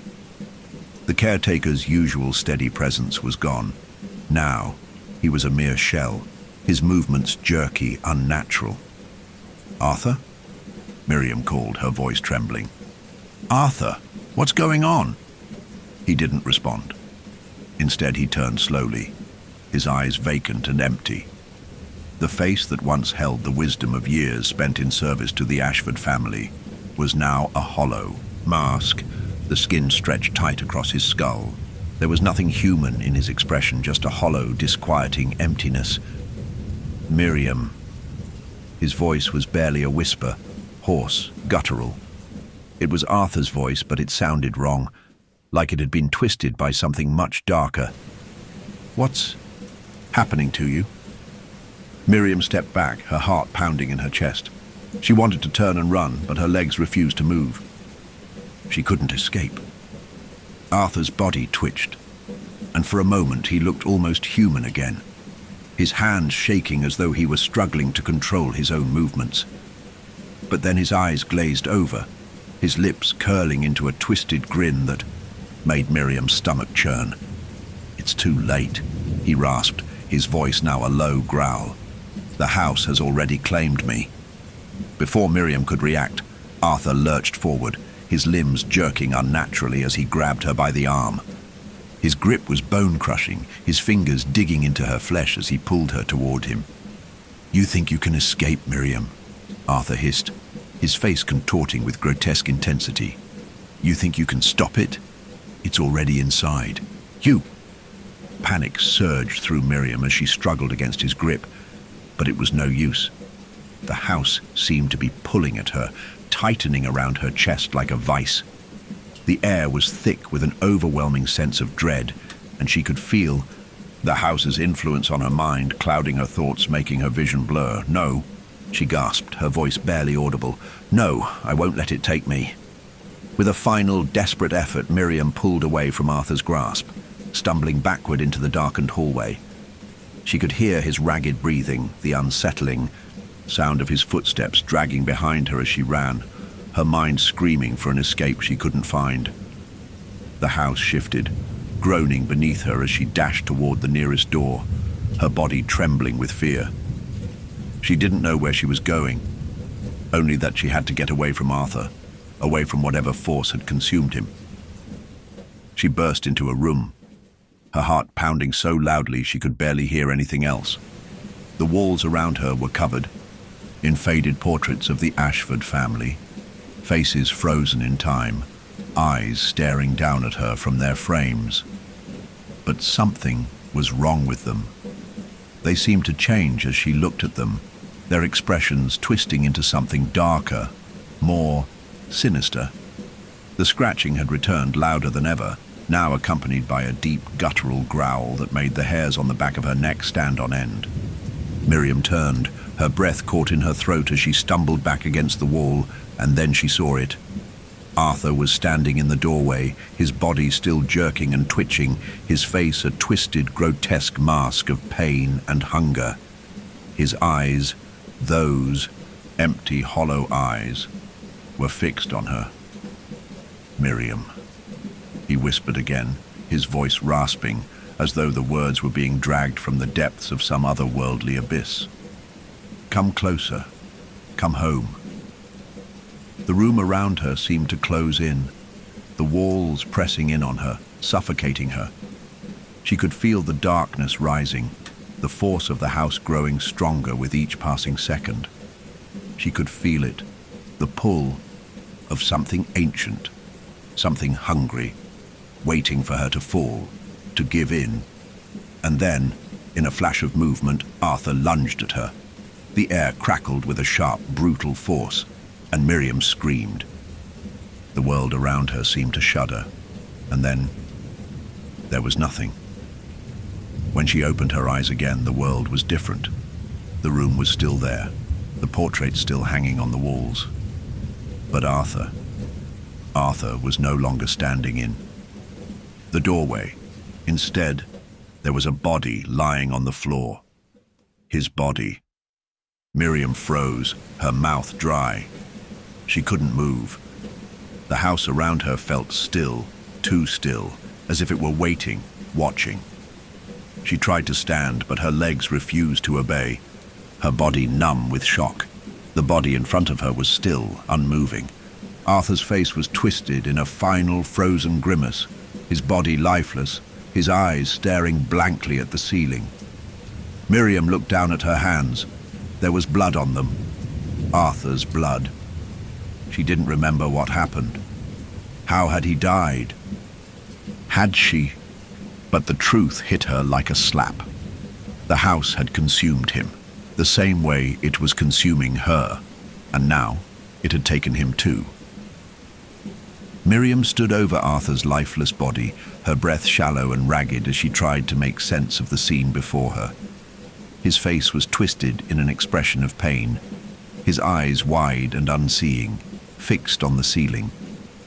Blood pooled around, him staining the floor beneath him, the bright red contrasting sharply against the decaying wood. Her hands shook uncontrollably. She couldn't feel them. The blood on her palms was a faint, distant sensation, a whisper compared to the roar of terror and confusion in her chest. How had this happened? Had she done this? The realization was slow to take root in her mind, but it crashed into her with terrible finality. Whatever had taken hold of this house had consumed Arthur. And now it was trying to do the same to her. A coldness washed over her, and she stumbled back, her legs buckling beneath her. She fell to the ground, her back hitting the cold, splintering wall as the darkness seemed to press in on her from all sides. The house, with its shifting walls and groaning foundations, was no longer just a structure. It was a force, a living, breathing thing, feeding on her grief, on her fear, on her every weakness. The walls closed in on her. The air became thick, suffocating. Miriam gasped for breath, but each inhale felt like she was drowning in the heavy weight of the house. The scratching, the relentless, maddening scratching, returned, louder, more urgent now, as though something beneath the floorboards was calling out to her. "Miriam!" The voice. It wasn't Arthur's. It wasn't Elise's. The voice was deep, echoing from every corner of the room. Miriam looked around, her heart racing in her chest, but she couldn't see anything. Only shadows, growing darker and darker, curling around her like a noose. Her body trembled as the voice, the thing, came again, this time more insistent, more forceful. "Miriam, you can't escape. You're mine now." She closed her eyes, trying to block out the sound, but it was no use. The walls of the house were alive with the sound of the voice, reverberating through her skull, digging into her mind. The house wasn't just a structure. It was an entity, a force. "Miriam, your past is already here. Your guilt, your grief, it's already a part of this place. Come to me. Come home." She clutched her head, her nails digging into her skin, as the pressure on her mind grew unbearable. The house, the thing inside it, was breaking her apart. It wasn't just manipulating her fears, it was making them real. Her past, her memories. They weren't fading, they were alive again. The weight of Emma's death, the guilt she had, carried for so long, was manifesting in the form of whatever haunted the house. Suddenly, the scratching stopped. The room fell into a heavy, oppressive silence, and for a moment, Miriam thought she might have finally gone mad. She could feel it, though, the weight of the house. It was waiting for something, waiting for her to move, to react. She opened her eyes. In the far corner of the room, the shadows seemed to shift again. She blinked, the light from the cracked windows flickering and dimming as though something were blocking it. The dark shape at the edge of the room seemed to move, not in any normal way, but more like it was crawling across the floor. It was as if the very fabric of reality had begun to unravel, like the house itself was fraying at the edges. And then she saw it. At first, it was just a flicker, a glimpse of something in the shadows. But as the shape inched forward, the air around it rippled. The figure was humanoid in shape, but its proportions were wrong. Its limbs were too long, too twisted. The face, if it could even be called a face, was barely discernible. A mass of shadows and twisted features that shifted and contorted with every blink. Miriam's heart slammed against her ribs as she tried to push herself further back into the wall, but there was no escape. It was coming for her. "Miriam!" the thing rasped, its voice familiar but distorted. It was her voice, or what remained of it. It had her tone, her cadence, twisted into something grotesque, something horrific. "Miriam, you've been so afraid, so lost. You've been here so long." Miriam's mouth went dry as she realized the horrible truth. The thing wasn't just her guilt. It wasn't just the manifestation of the house. It was her. It was a reflection of everything she had refused to confront, everything she had buried beneath her grief. The memories of Emma's death, the torment she had lived with for years, had fed this creature. It wasn't just the house that had been feeding off her. It was her own mind. The thing in the corner of the room stepped forward, its movements jerky and unnatural, its face still shifting, still changing. Miriam couldn't look away. It was like staring into the abyss of her own soul. The house had consumed her past. It had eaten her guilt. And now it was bringing it all to life. "You can't run from this, Miriam." The voice was close now. Impossibly close, like it was right next to her ear. Miriam flinched, but she couldn't move. She couldn't tear her gaze away from the thing that had taken shape in the corner of the room. "No more running," it seemed to say. "This is what you've been running from all along." Miriam's throat tightened as the reality around her cracked. The house wasn't just a prison. It wasn't just haunted. It was a reflection of her broken soul, a manifestation of her pain and guilt. The walls themselves seemed to pulse with a heartbeat, a steady, relentless rhythm, echoing in time with her own pulse. In the corner of the room, the thing let out a guttural growl. It was no longer a voice. It was a scream, a primal, tortured wail that tore through Miriam's very being. And then, just as quickly as it had appeared, the figure lunged at her. Her body went cold with terror, and before she could react, it was on top of her. Its hands, twisted, gnarled limbs, wrapped around her, pulling her into the suffocating darkness. She couldn't scream. The weight of the house, the weight of her past, was pressing down on her. "This is it," she thought. "It's taking me. I can't fight it. I can't get out." But then there was a shift. The weight on her chest suddenly lifted. The pressure that had been crushing her was gone, replaced by an oppressive, deafening silence. Miriam's eyes flew open. She was no longer in the room with the creature. No longer pressed against the wall, suffocating under its weight. The house was silent. The scratching had stopped. The creature was gone.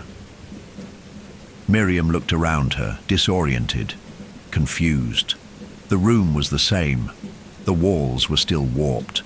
The shadows still stretched unnaturally long. But there was no creature, no twisting figure in the corner. For the first time in what felt like forever, the house had fallen silent. But something was wrong. The stillness was worse than the noise. The absence of sound, the absence of movement, it was like the house was waiting for something, waiting for her. And then, in the farthest corner of the room, something else caught her eye. A figure, a body, Arthur's body. Still, lifeless. His eyes were wide open, staring at the ceiling. The blood that had once pooled beneath him had now dried, turning dark and sticky. But something was different. The figure in the corner wasn't just Arthur. It was her. Miriam's breath caught in her throat. as her gaze fixed on the body in the corner of the room. At first, she thought it was just a trick of the light, a cruel illusion perhaps, conjured by the house's endless manipulation of her mind. But the figure was unmistakable. It was her. Her. She stepped closer, her pulse quickening, every instinct in her screaming to turn away. She had seen this figure before in the broken mirror, twisted and distorted, but now it was here, in the flesh, if it could even be called that. Her heart pounded harder as she moved closer, unable to tear her eyes away from the still, lifeless form. Her reflection stared back at her, her own face, but it wasn't right. It was wrong. The eyes, wide open and vacant, stared at her with an emptiness that made the hairs on the back of her neck stand on end. The face was pale, almost ghostly, and the lips were parted in an expression of silent, terrible pain. "It's me," Miriam thought, her voice barely a whisper in her mind. "I'm here. I'm dead." A cold sweat broke out over her skin as she knelt beside the figure, her trembling fingers reaching out to touch the body. She had to be dreaming. This couldn't be real.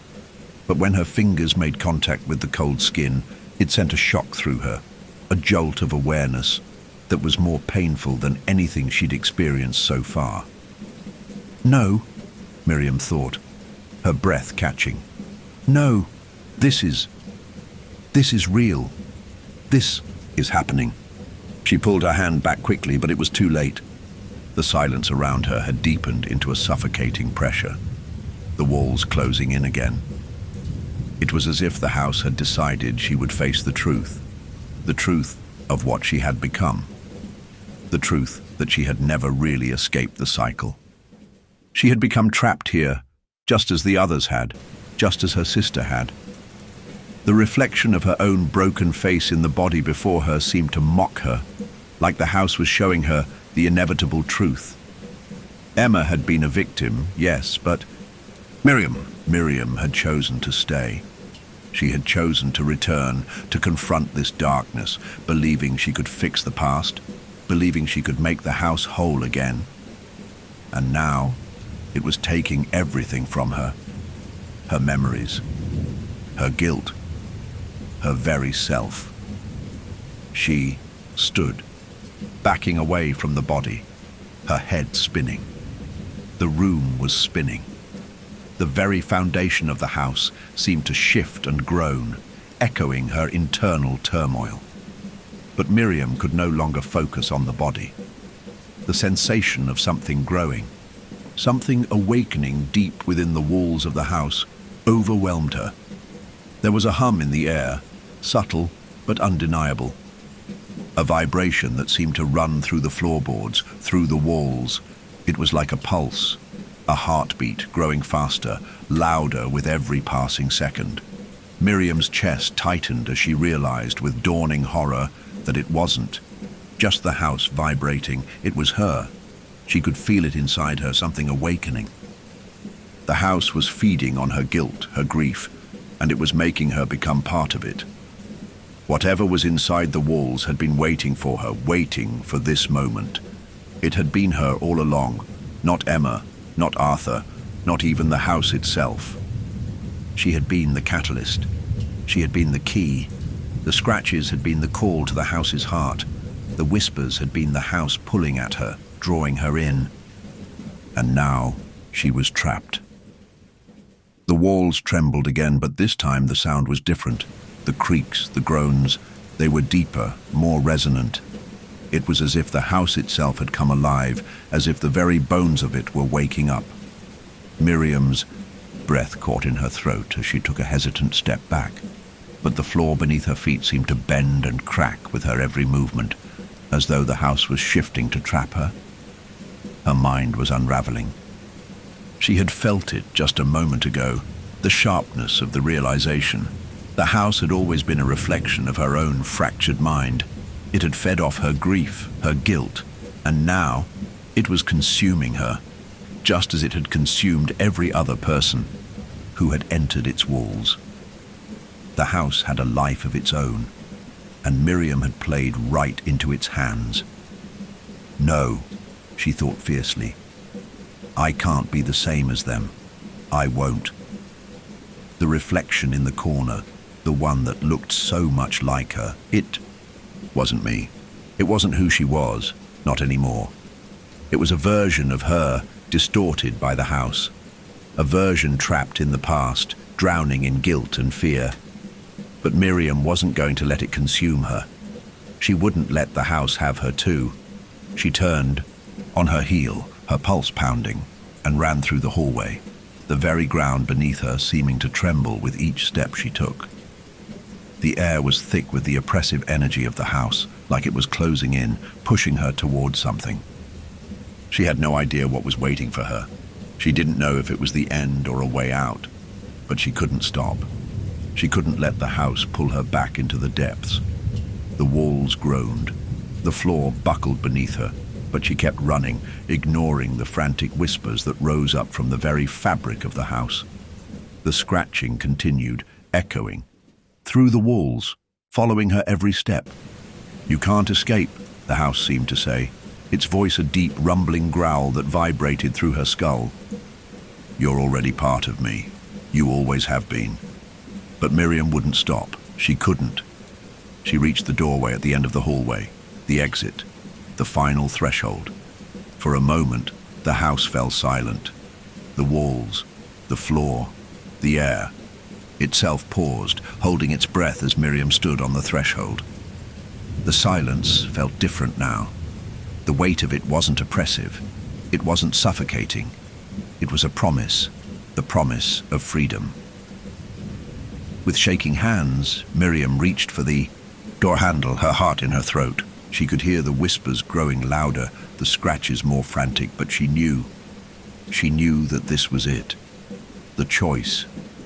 She turned the handle, and for the first time since stepping into the estate, the house didn't fight her. The door opened. Still here? Brave. Or maybe you just like the feeling of being watched. Like, subscribe, and drop your time and location in the comments, so we know who's still out there. Now breathe slow. The worst is coming. The door swung open with an eerie creak, revealing a dimly lit hallway beyond. Miriam's heart raced in her chest, each thud echoing in her ears. She stood frozen in the doorway for a moment, her hand still clutching the cold brass knob. The weight of the house behind her pressed in, an almost tangible force urging her back into its depths. The silence felt different now, like it had been waiting for her decision. The walls no longer seemed to groan with hunger. The whispers had faded into nothingness, replaced by a heavy stillness that hung in the air, suffocating and pregnant with meaning. But Miriam didn't look back. She couldn't. She stepped forward, her legs trembling beneath her. With every step she took into the hallway, the oppressive air seemed to lift, as though the very atmosphere of the house was conceding, retreating in the wake of her defiance. Miriam's pulse quickened as she moved, drawn to the light ahead, the sense of freedom she thought she had lost forever. But as she moved, the house shifted around her. The floorboards creaked under her weight. The walls trembled as though they were alive, fighting to keep her from leaving. The closer she got to the end of the hallway, the more she could feel it. A presence, cold and ancient, pressing down on her. She wasn't leaving. Not yet. Miriam's eyes flickered over the walls, noting the once familiar portraits of the Ashford family, now warped and twisted in the dim light. The faces stared back at her, their eyes hollow, their mouths stretched in grotesque smiles. The house had made them part of its curse, just as it had made her part of it. The realization clawed at her, and she fought to push it aside. There was no turning back now. At the end of the hallway was a door, old and weathered. The wood cracked with age. It was different from the others, more solid, more final. Miriam reached for the handle, but before her fingers could touch it, she froze. A voice, deep, rumbling, almost like the earth itself, spoke from behind her, cutting through the silence. "You shouldn't have come back." The words slithered through her mind, wrapping around her like a vice. She whipped around, heart pounding, but there was nothing. The house was still, silent. Miriam's breath came in shallow bursts, her pulse racing in her throat. She turned back to the door, her body trembling, the grip on the handle tightening as she steeled herself. Whatever this house had become, whatever dark power it had awakened in her, it would end here. This was the final choice. The door opened with a quiet, sorrowful groan, revealing a small, dimly lit room beyond. The air inside was cold, musty, as though the room had been sealed off for years. Miriam stepped into the room, her gaze scanning the space, her heart heavy with the weight of what she was about to face. In the center of the room was an altar, old and covered with dust. The surface was etched with symbols Miriam recognized, symbols from the journals, from the cursed family history she had unearthed. The markings were sharp, cruel, as though the very foundation of the Ashford family had been written in blood. Beside the altar was a large, heavy book, its pages yellowed with age. The air around it seemed to hum, vibrating with the power it contained. Miriam approached it cautiously, drawn to it despite the fear coursing through her veins. She had to know the truth. She had to understand what the house had done to her and to Emma. Her fingers trembled as she opened the book, flipping through its pages. The writing inside was almost illegible. The ink faded and smeared, but there were still words that cut through the pages like a scar. Miriam read them aloud, her voice barely a whisper. The pact is sealed in blood, bound by the Ashford name. The house will take what it desires, and in return, it will give eternal life to those who stay. But the price is steep. Each soul it consumes, each spirit it devours, strengthens the curse, deepens its roots. Miriam's throat tightened as she continued to read. The house had made a pact with something dark and ancient, and that pact had consumed her family, piece by piece. The more they tried to escape, the more they were pulled back into the darkness. But the words on the page shifted as Miriam read, the ink seeming to change before her eyes, as if the book itself were alive.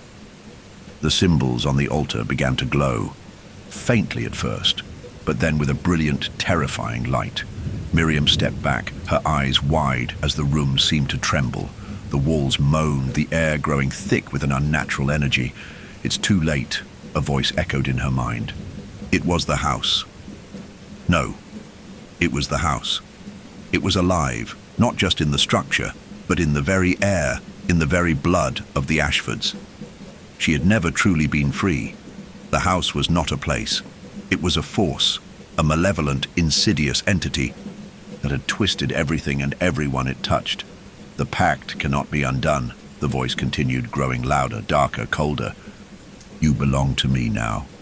The curse is eternal. You will be bound to the Ashford name, forever." The book before her began to pulse with a dark light, and the symbols on the altar started to shift, spiraling into one single horrifying image. An eye. An all-seeing, all-consuming eye that stared at Miriam, reflecting her own terror, her own realization. The pact had been made long ago, and now she was a part of it. She had always been a part of it. The scratching came again, louder this time, filling the room with its maddening rhythm. Miriam felt it in her chest, in her soul. The house was alive inside her. It had always been there, feeding on her pain, her fear. It had drawn her back, just as it had drawn Emma. It had claimed her. With trembling hands, Miriam reached for the altar, her fingers brushing the symbols as they burned into her skin, searing her soul. She gasped, her body jerking as if an electric current had surged through her, and then she understood. The house had consumed Emma, yes, but it wasn't just Emma. It was everyone. It was her. She was bound to the house. There was no escape. The walls of the room began to close in on her, the altar's symbols glowing brighter, the eye in the center of it watching her, pulling her into the darkness. Miriam's body went numb as the house's influence wrapped around her, pulling her down into its depths, and she realized in that final, terrible moment that there was no breaking the pact. The house had claimed her. The walls seemed to tremble around Miriam as the full weight of her revelation settled in. Her chest tightened, the air thick with the crushing force of her discovery. She had thought she was merely seeking answers, but now she understood. She had been pulled into a cycle that was as old as the house itself. The pact, the curse, the endless spiral of souls trapped within these walls. It was all designed to feed, to grow, and to consume.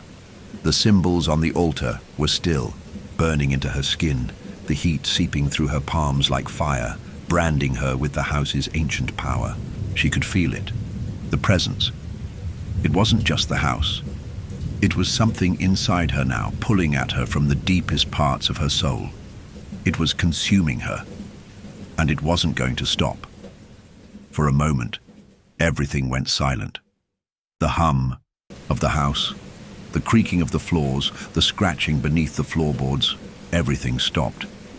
Miriam felt as if the world had stilled, suspended in an unnatural quiet that pressed in on her like the weight of a tomb. Then a low, guttural growl reverberated through the air. It was not a sound, but a vibration, a pulse of dark energy that ran through the walls, through the floor, through the very bones of the house. It was as if the house itself was alive, waking up to the truth Miriam had just uncovered. The pact had been sealed, and now there was no going back. The house would take what it was owed. It would claim its prize. Miriam gasped, clutching her chest as the room around her began to shift. The shadows in the corners of the room began to move, twisting and stretching as though they were alive, as if they had minds of their own. The air grew colder, the temperature dropping until she could see her breath in front of her, a cloud of white mist that seemed to hang in the air like smoke. The scratching started again, louder now, almost deafening. It wasn't coming from beneath the floorboards this time. It was coming from the walls, from the ceiling, from everywhere. Miriam spun around, her heart hammering in her chest as she struggled to orient herself, to make sense of what was happening. The walls were alive. They were closing in on her. The floor beneath her feet cracked open with a loud, sickening snap, and Miriam screamed, stumbling backward, her arms flailing as the very foundation of the house seemed to give way. She looked down at her feet and saw the cracks widening, the blackness beneath her threatening to swallow her whole. The house was shifting, bending, warping, and it was dragging her down with it. Then, from the darkness, something moved. A figure emerged. From the shadows, a figure that Miriam recognized but couldn't quite comprehend. It was her, or at least, it looked like her. The figure was standing in the doorway, bathed in a sickly light that seemed to pour out from the cracks in the walls. Her face was twisted and contorted, her eyes hollow, her mouth stretched in a grotesque grin. "Miriam." The figure rasped, her voice distorted, as though it had been pulled from the depths of a nightmare. "You've been waiting for this, haven't you?" Miriam's breath caught in her throat. This was no longer the house she had known.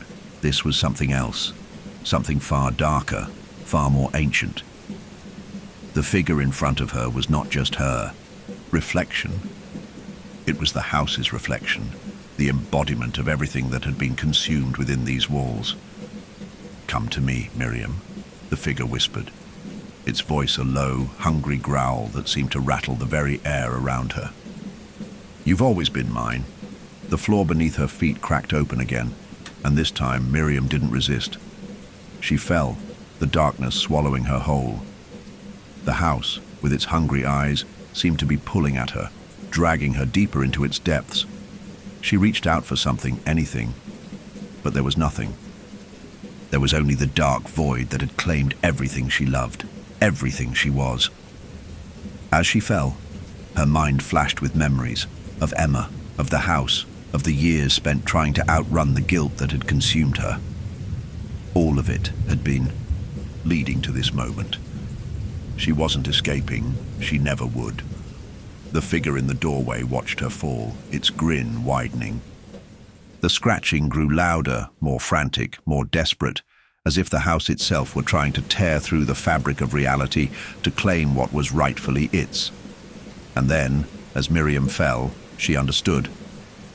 The house wasn't just alive. It was a prison. It was a thing that had existed long before her, long before Emma, and it would continue to feed long after they were gone. The pact had never been meant to be broken. The souls within the house were trapped, but they weren't alone. They were part of something much bigger, something older, something that fed on the pain, the guilt, the fear of anyone foolish enough to step inside. She could feel it now, the pull of the darkness, the terrible hunger of the house. It was wrapping around her, pulling her deeper, feeding on her memories, her grief. The more she struggled, the tighter its grip became. And then, in the blackness, she saw it. A light. A flicker, barely visible in the distance. It was small at first, but it grew larger, pulsing with a strange, painful energy. The light felt warm, comforting, a beacon in the midst of the darkness.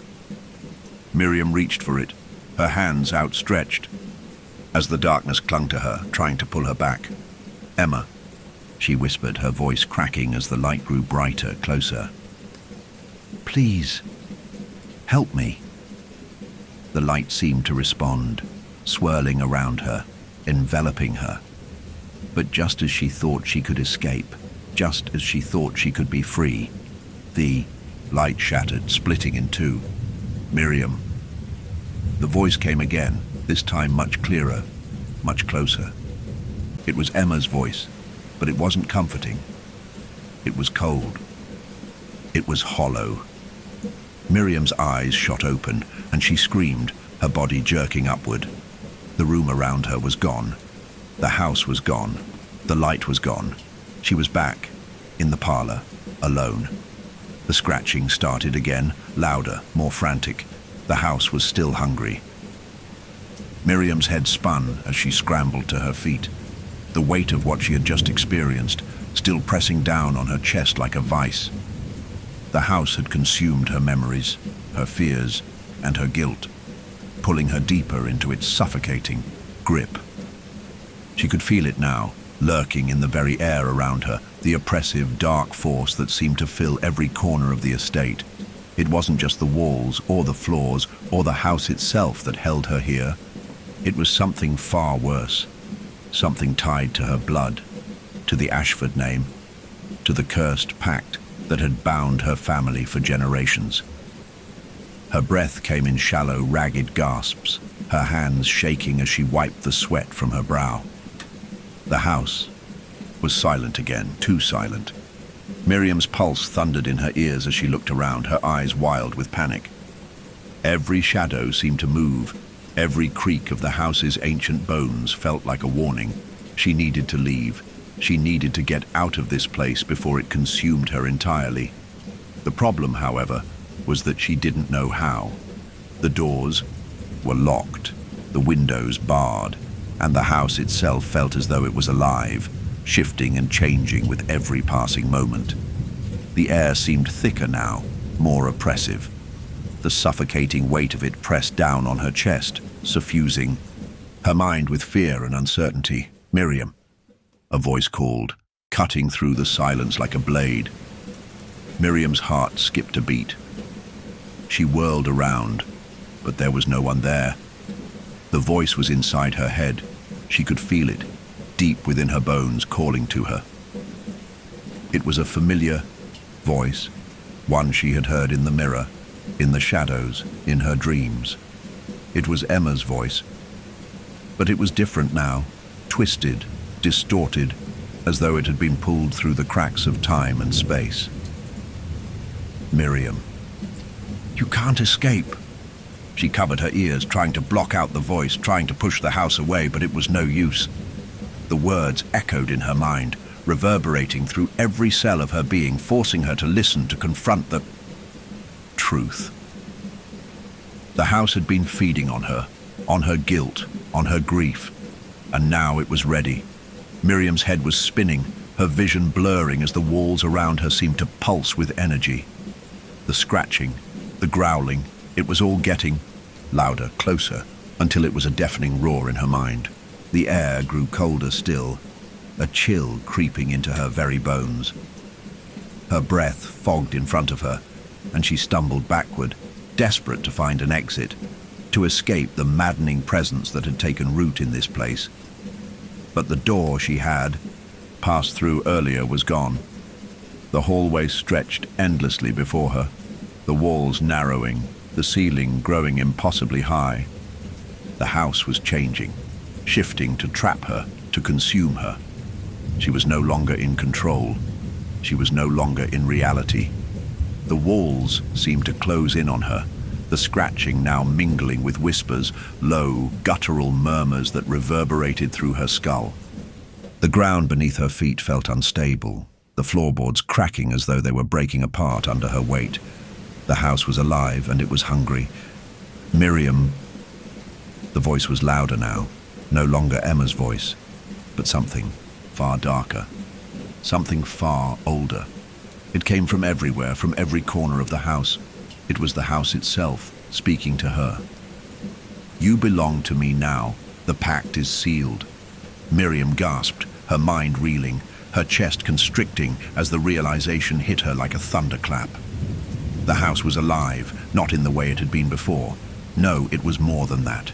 It was an entity, a creature bound to the Ashford name, to her family. And now, the price was due. She felt it then, the blood price. The weight of generations of guilt and sin. The sacrifices made to keep the house standing, to keep it alive. It had taken Emma, and now it was taking her. She turned to flee, but the house wouldn't let her go. The walls shuddered, the floorboards buckled, and the doorways shifted, closing off her escape. The house had sealed her in, trapping her in a maze of its own design, its dark heart beating in time with hers. "Miriam?" The voice was closer, now almost a whisper in her ear. "You cannot escape what you are." Her vision blurred, the house seeming to distort before her eyes, the walls bending and shifting in impossible angles. Miriam's body was trembling, her mind on the verge of breaking as the weight of the curse, her curse, pressed down on her. She had tried to escape, to run, but the house had always been with her. It had always been inside her, in her blood, in her family's name. The pact wasn't something that could be broken. It wasn't something that could be undone. It was ancient, bound in blood, sealed with the lives of those who had come before her. It had claimed Emma. It had claimed Arthur. And now it was claiming her. Miriam collapsed to her knees, her body shaking with the weight of her realization. She had always been part of the house, part of the curse. She had never truly escaped. The blood price had been paid long ago, and now she was the final sacrifice. There was no way out. She was tied to the house, to its darkness, to its hunger. But then, something changed, a light. Faint at first, but growing brighter. Miriam's heart skipped a beat as she turned toward it, desperate, her body instinctively reaching for the light. It was the only thing that seemed to offer a way out, the only thing that didn't feel suffocating, that didn't feel like it was consuming her from the inside out. She stumbled toward the light, her mind clouded with confusion and fear, but the closer she got, the clearer it became. It wasn't just light, it was warmth. It was the feeling of freedom, the feeling of release. But just as she reached for it, the house ripped at her, pulling her back, dragging her into the darkness once more. The light flickered and dimmed, replaced by the screeching cries of the house as it consumed her soul. "You cannot escape," the voice whispered one final time before the darkness swallowed her whole. Miriam's mind was a blur, a haze of fragmented thoughts and broken memories. She felt herself falling, spiraling into the abyss, the darkness swallowing her whole. It was as if the very essence of the house had consumed her, its walls, its whispers, its pulse, everything pulling her into its depths, leaving her gasping for air. But just as she thought she might lose herself completely, something shifted. A pressure, heavy and suffocating, lifted from her chest. She blinked, the world around her snapping into focus. She was no longer in the hallway, no longer trapped in the maze of shifting walls. Instead, she stood in a vast, cold chamber, surrounded by flickering torchlight. The air was thick with the scent of old stone and damp earth. It was the heart of the house. Miriam's eyes darted around the room, the walls lined with strange symbols carved into the stone, glowing faintly in the dim light. The chamber felt ancient, forgotten, as if it had been hidden away from the world for centuries. At the center of the room was a large altar, the surface worn and cracked from age. Bloodstains marred its surface, the dark red contrasting against the pale stone. It was a place of ritual, a place of sacrifice. And Miriam realized with a sickening clarity that she had been brought here to fulfill a role she had been born into. The Ashford bloodline, cursed and tainted, had always led to this moment. The pact her family had made, the pact that had consumed Emma, that had taken Arthur, that had twisted everything it touched, was now binding her to the house. The price was due, and Miriam was the final sacrifice. The house had claimed her. She was its now. She stepped forward, her legs unsteady beneath her, and the moment her foot touched the stone floor, the room seemed to come alive. The symbols on the walls flared to life, pulsing with a dark energy that filled the chamber with an ominous hum. A low voice filled the air. No, not a voice, but a presence, a force that resonated deep within her bones. "Miriam Ashford," the voice called, its tone ancient and commanding, a sound that reverberated in her chest. "You are the last of your bloodline. The pact has been sealed in the blood of your ancestors, and now it will be completed with yours." Miriam's heart thudded painfully in her chest as she struggled to breathe, the weight of the words crashing down on her. The house wasn't just a structure, it was alive. An entity that had been feeding on the Ashford family for generations, waiting for the final heir to fulfill the blood price. She wanted to run. She wanted to scream. But her body was frozen, her mind hazy with the dark power that filled the room. The presence was suffocating, overwhelming, pulling at her like an invisible force. She could feel it. A dark, pulsing energy wrapping around her, claiming her as its own. From the shadows, a figure stepped forward. It was the figure of her, or at least a twisted version of herself. Her face, pale and lifeless, stared back at her, the eyes hollow, the mouth stretched into a grotesque smile. It was her, the house's version of her. The broken, guilty, tormented Miriam that had been forged by the pact, the one who had been consumed by the darkness, and now was a part of it. "You cannot run," the figure whispered, its voice a distorted echo of Miriam's own. "You are mine. You always have been." Miriam's legs buckled beneath her, and she collapsed to the cold stone floor. Her breath came in short, panicked bursts as she pressed her hands to her temples, her head spinning with the overwhelming pressure. The room seemed to close in around her, the walls narrowing, the symbols on the walls growing darker, more suffocating. The air became thick, swirling with a malevolent energy that made it hard to breathe. hard to think. Then, the altar in front of her began to pulse, glowing with dark energy, and the voice returned, booming in her mind. The blood is the key. Your blood is the final piece of the ritual. Sacrifice is the price that must be paid. Your life, your soul will feed the house, and the pact will be fulfilled. Miriam gasped, her breath catching in her throat. The room spun violently, and she stumbled forward, her body jerking as if the very house were pulling her into the ritual. She could feel the presence. No, the house, drawing her in, urging her to step forward to accept her fate. But deep, inside, a small, defiant voice screamed. "No," she whispered, shaking her head, the words escaping her lips in a hoarse breath. "I won't let you take me." But the house had already made its claim. Miriam could feel the darkness closing. In around her, the weight of her family's curse pressing down on her like a vice.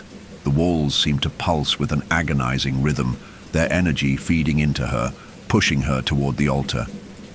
The symbols on the floor began to glow brighter, and Miriam knew, with terrifying certainty, that she had no choice. She was trapped. The pact was complete, and then the voice spoke again, softer now, a whisper in her ear. "You will never escape, Miriam. The house owns you now. Your soul is mine."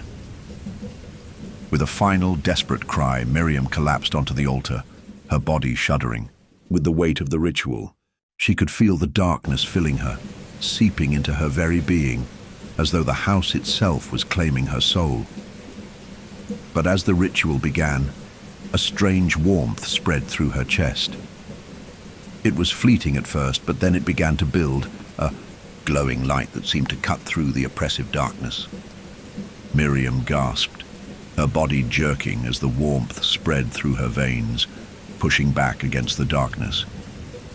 For the first time, she felt something beyond the suffocating grip of the house. A memory, a fleeting image of Emma, smiling, alive. And in that moment, Miriam understood.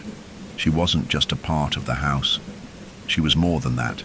She wasn't the final sacrifice. She was the key to breaking the pact. With all the strength she could muster, Miriam rose from the altar, her body shaking with the force of the light that now burned inside her. The house trembled as she stood, its presence recoiling, the darkness warring against the warmth in her chest. "No," Miriam said again, more firmly this time, "I will not be your prisoner." And with that, she felt the ritual unravel. The house screamed, its walls groaning with pain as the dark energy surrounding her shattered. The pulse of the altar flickered and died. The symbols on the walls burned away, their power fading into nothingness. But Miriam didn't stop. She pushed forward, her body glowing with an otherworldly light, determined to free herself from the curse, from the house that had stolen her family's soul for generations. She was done. The house would never have her, not anymore. The moment Miriam stepped away from the altar, the house seemed to groan in agony, as if the very foundation of it were being torn apart. She could feel the darkness recoiling, pushing back against the light that radiated from her body. Her chest heaved with the intensity of what had just occurred. She had broken the ritual. She had stopped the pact, but she could still feel the weight of the house's ancient power pressing against her like an invisible force. She took a tentative step forward, her legs weak beneath her, but the light that burned inside her, the memory of Emma, pushed her onward. The warmth in her chest surged as she moved, and with every step, the walls seemed to shudder, the house groaning as if it were about to collapse. The air felt alive with an electricity that Miriam could feel deep in her bones. She was no longer trapped in the house's grip. For the first time in what felt like forever, she was free. But the house was not done yet. It would fight to keep her, to hold her within its walls. She reached the center of the chamber and stopped, her breath coming in shallow bursts. The altar, the symbols, the oppressive darkness, everything had begun to crack. The air felt as though it were thick with the weight of a storm, the oppressive energy of the house swirling around her, desperate to reclaim what it had lost. She could feel the hunger of it, the need for her blood, for her soul. It wasn't going to give up, not without a fight. "You cannot escape me, Miriam," the voice of the house rumbled, deep and cavernous, reverberating through the stone walls. The very ground beneath her feet trembled with its fury. "You belong to me. You are bound to this place. You cannot escape your fate." Miriam closed her eyes, feeling the intensity of its words wash over her. She could feel the truth in them, but she also felt something else, her power. The light inside her was not just the house's curse undone. It was something more. It was the strength of her spirit, the memories of her sister, the love and the loss, the grief and the strength that had carried her this far. She could feel Emma's presence in her chest, as though her sister was beside her, guiding her, reminding her of what truly mattered. The house was not her family. It was not her past. It was a prison, a cage of blood and stone, and Miriam had been its prisoner for too long. She would not let it consume her. Taking a deep breath, she lifted her head, her eyes burning with a fierce determination. "No," she whispered to herself. "I'm not yours anymore. None of us are." With that, she stretched her arms out in front of her, focusing on the warmth that still radiated from her chest. She felt the power surge within her, a force so bright and pure that it seemed to fill the room with light. The house trembled in response, its walls groaning as though they were on the verge of collapse. The darkness fought back, pushing against her, pulling at her, but Miriam held her ground. She could break the chains, she would break them. The house rumbled, shaking violently as if it were alive, as though it was screaming. Miriam gritted her teeth, her hands now trembling, but she forced herself to focus. The symbols on the altar flickered in the dim light, their power dimming, fading with each pulse of light from within her. She could feel the weight of the pact weakening. The house's power was flickering, as if it were slowly burning out. The ancient chains that had bound her bloodline were breaking. For a moment, everything stopped. The darkness receded, leaving only a fragile silence. But Miriam didn't let herself relax. She knew better than to think it was over. She could feel it. The house was not done with her. It was desperate. It was dying. And then it came. The floor beneath her cracked open, and from the blackness, something rose. It was the figure, the twisted version of herself she had seen before, the one she had fought so hard to escape. But this time, the figure was different. It was no longer just a reflection of her guilt. It was no longer just an image. It was the house's final attempt to reclaim her, to drag her back into its darkness. The figure was writhing, its face contorted in agony, its limbs stretching unnaturally. It was made of the very essence of the house, its walls, its blood, its pain, and it reached for her with twisted, gnarled hands. "You cannot escape." The figure screamed in a voice that was both Miriam's and not her own, a voice that was hollow and distorted, full of centuries of torment. "You are me." Miriam's heart pounded in her chest as the figure lurched toward her, but this time, she wasn't afraid. She knew what she had to do. With one final cry, she reached inside herself, calling on every memory of Emma, every shred of love, of strength, of the light that had lived inside her all along. She pressed it all together and forced it out, letting the power surge through her body, through her soul, until it was no longer just a glow. It was a blinding light, pure and unyielding. The figure screamed, its body writhing in pain, and as the light surged from Miriam, it engulfed the room, the walls, and everything around her. The shadows dissolved. The darkness was ripped away, leaving only the light, her light, the light of her spirit. The figure melted into the air, its twisted form vanishing into nothingness. The house shook, its walls cracking, the symbols on the altar flickering and vanishing as the last remnants of its power disintegrated. The oppressive, suffocating weight of the house lifted, and for the first time, Miriam felt the air lighten. The pulse of the house faded, leaving behind only silence. The darkness was gone. She stood there breathless, her body still glowing, with the light that now pulsed within her. The house, the walls, the curse, it had all been broken. The pact had been undone. She had broken the chains, and then, in the stillness that followed, Miriam heard it. A soft voice, a whisper. Miriam, it was Emma's voice. Miriam turned toward the sound, her heart swelling as she saw the faintest figure in the distance, bathed in a soft, gentle light. Emma stood there, her face warm and kind, the twisted, haunted expression gone. Miriam's chest tightened as she stepped forward, toward the light, toward her sister. "You did it," Emma whispered, her voice full of love. "You set us free." Miriam reached out, and as she did, she felt the final remnants of the house's grip fall away. The house had claimed them, but now it had released them. They were free. She closed her eyes as she felt Emma's presence around her, felt her sister's love and warmth. The house was gone. The curse was broken. And as Miriam opened her eyes again, she felt the weight of everything that had happened lift from her shoulders. She had broken the chains. She had set them both free. Miriam stood at the threshold of the shattered house, her heart heavy with the finality of what had just occurred. The air around her felt thin, fragile, as though the very atmosphere of the house had been stripped away.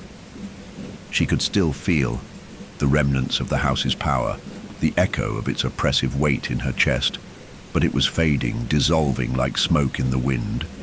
The walls no longer groaned with hunger. The floorboards no longer seemed alive. It was as though the very essence of the house had been exorcised, leaving only silence in its wake. She took a slow, trembling step forward, her eyes scanning the ruins of the estate.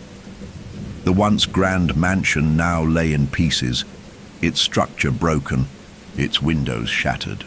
The once pristine walls now crumbling with the weight of centuries of torment. But there was no fear now, no hunger, just the lingering presence of what had been.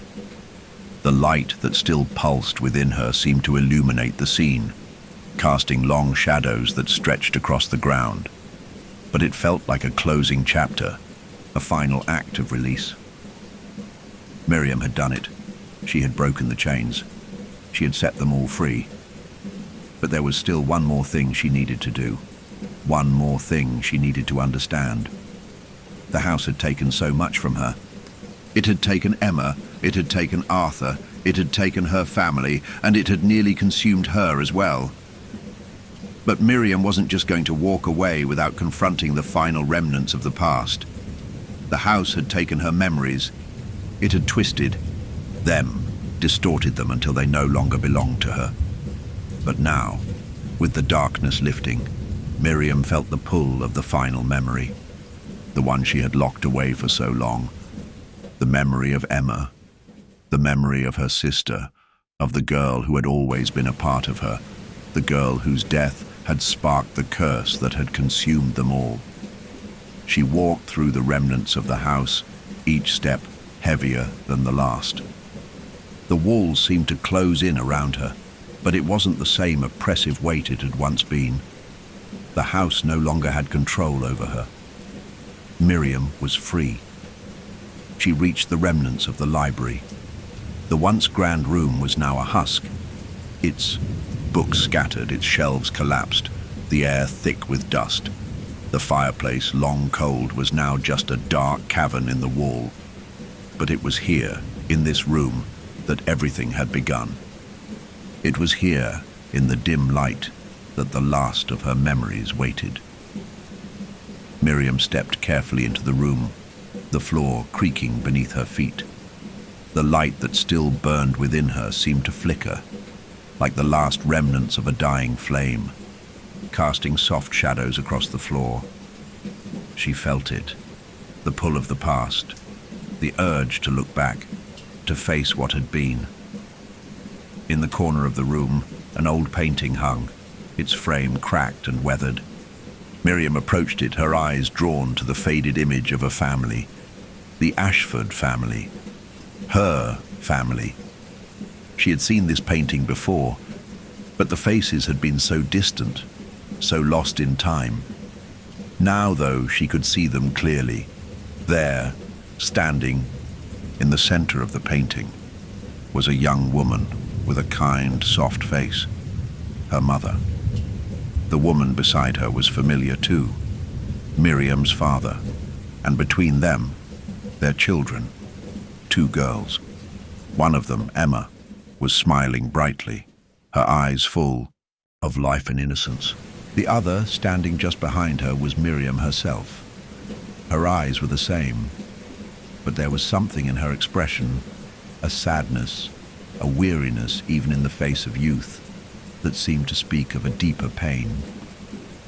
Miriam stood before the painting, feeling a weight in her chest as she stared at the image of the girl she had once been, the girl she had lost, the girl she had tried so desperately to save.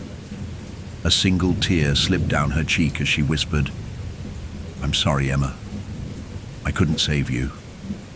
I couldn't save us. The house had taken so much, had twisted everything. But there was one thing it couldn't take. The love she had for her sister. The love that had always been a part of her, and that would remain with her no matter how much the house had consumed." As Miriam gazed at the painting, the light in her chest flared once more, and she heard a voice, a soft, gentle whisper, like a breeze through the trees. Miriam. It was Emma's voice, but it wasn't twisted. It wasn't distorted. It was pure, soft, real. Miriam closed her eyes, her breath catching in her throat as the words washed over her. She felt the warmth of Emma's presence, like a touch she hadn't felt in years.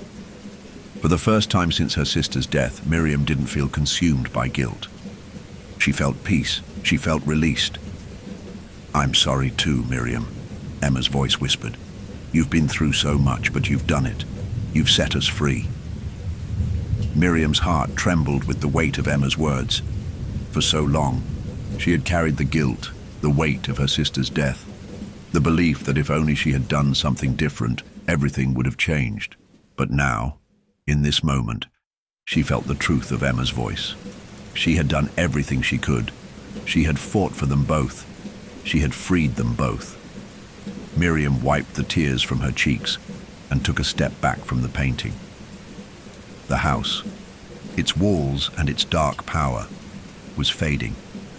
It had been broken. The ritual had been undone. The pact had been lifted. And now all that remained was the truth. She was no longer bound by the house's curse. The chains had been broken. She was free, and so was Emma. "Thank you," Miriam whispered into the empty room, her voice filled with both grief and gratitude.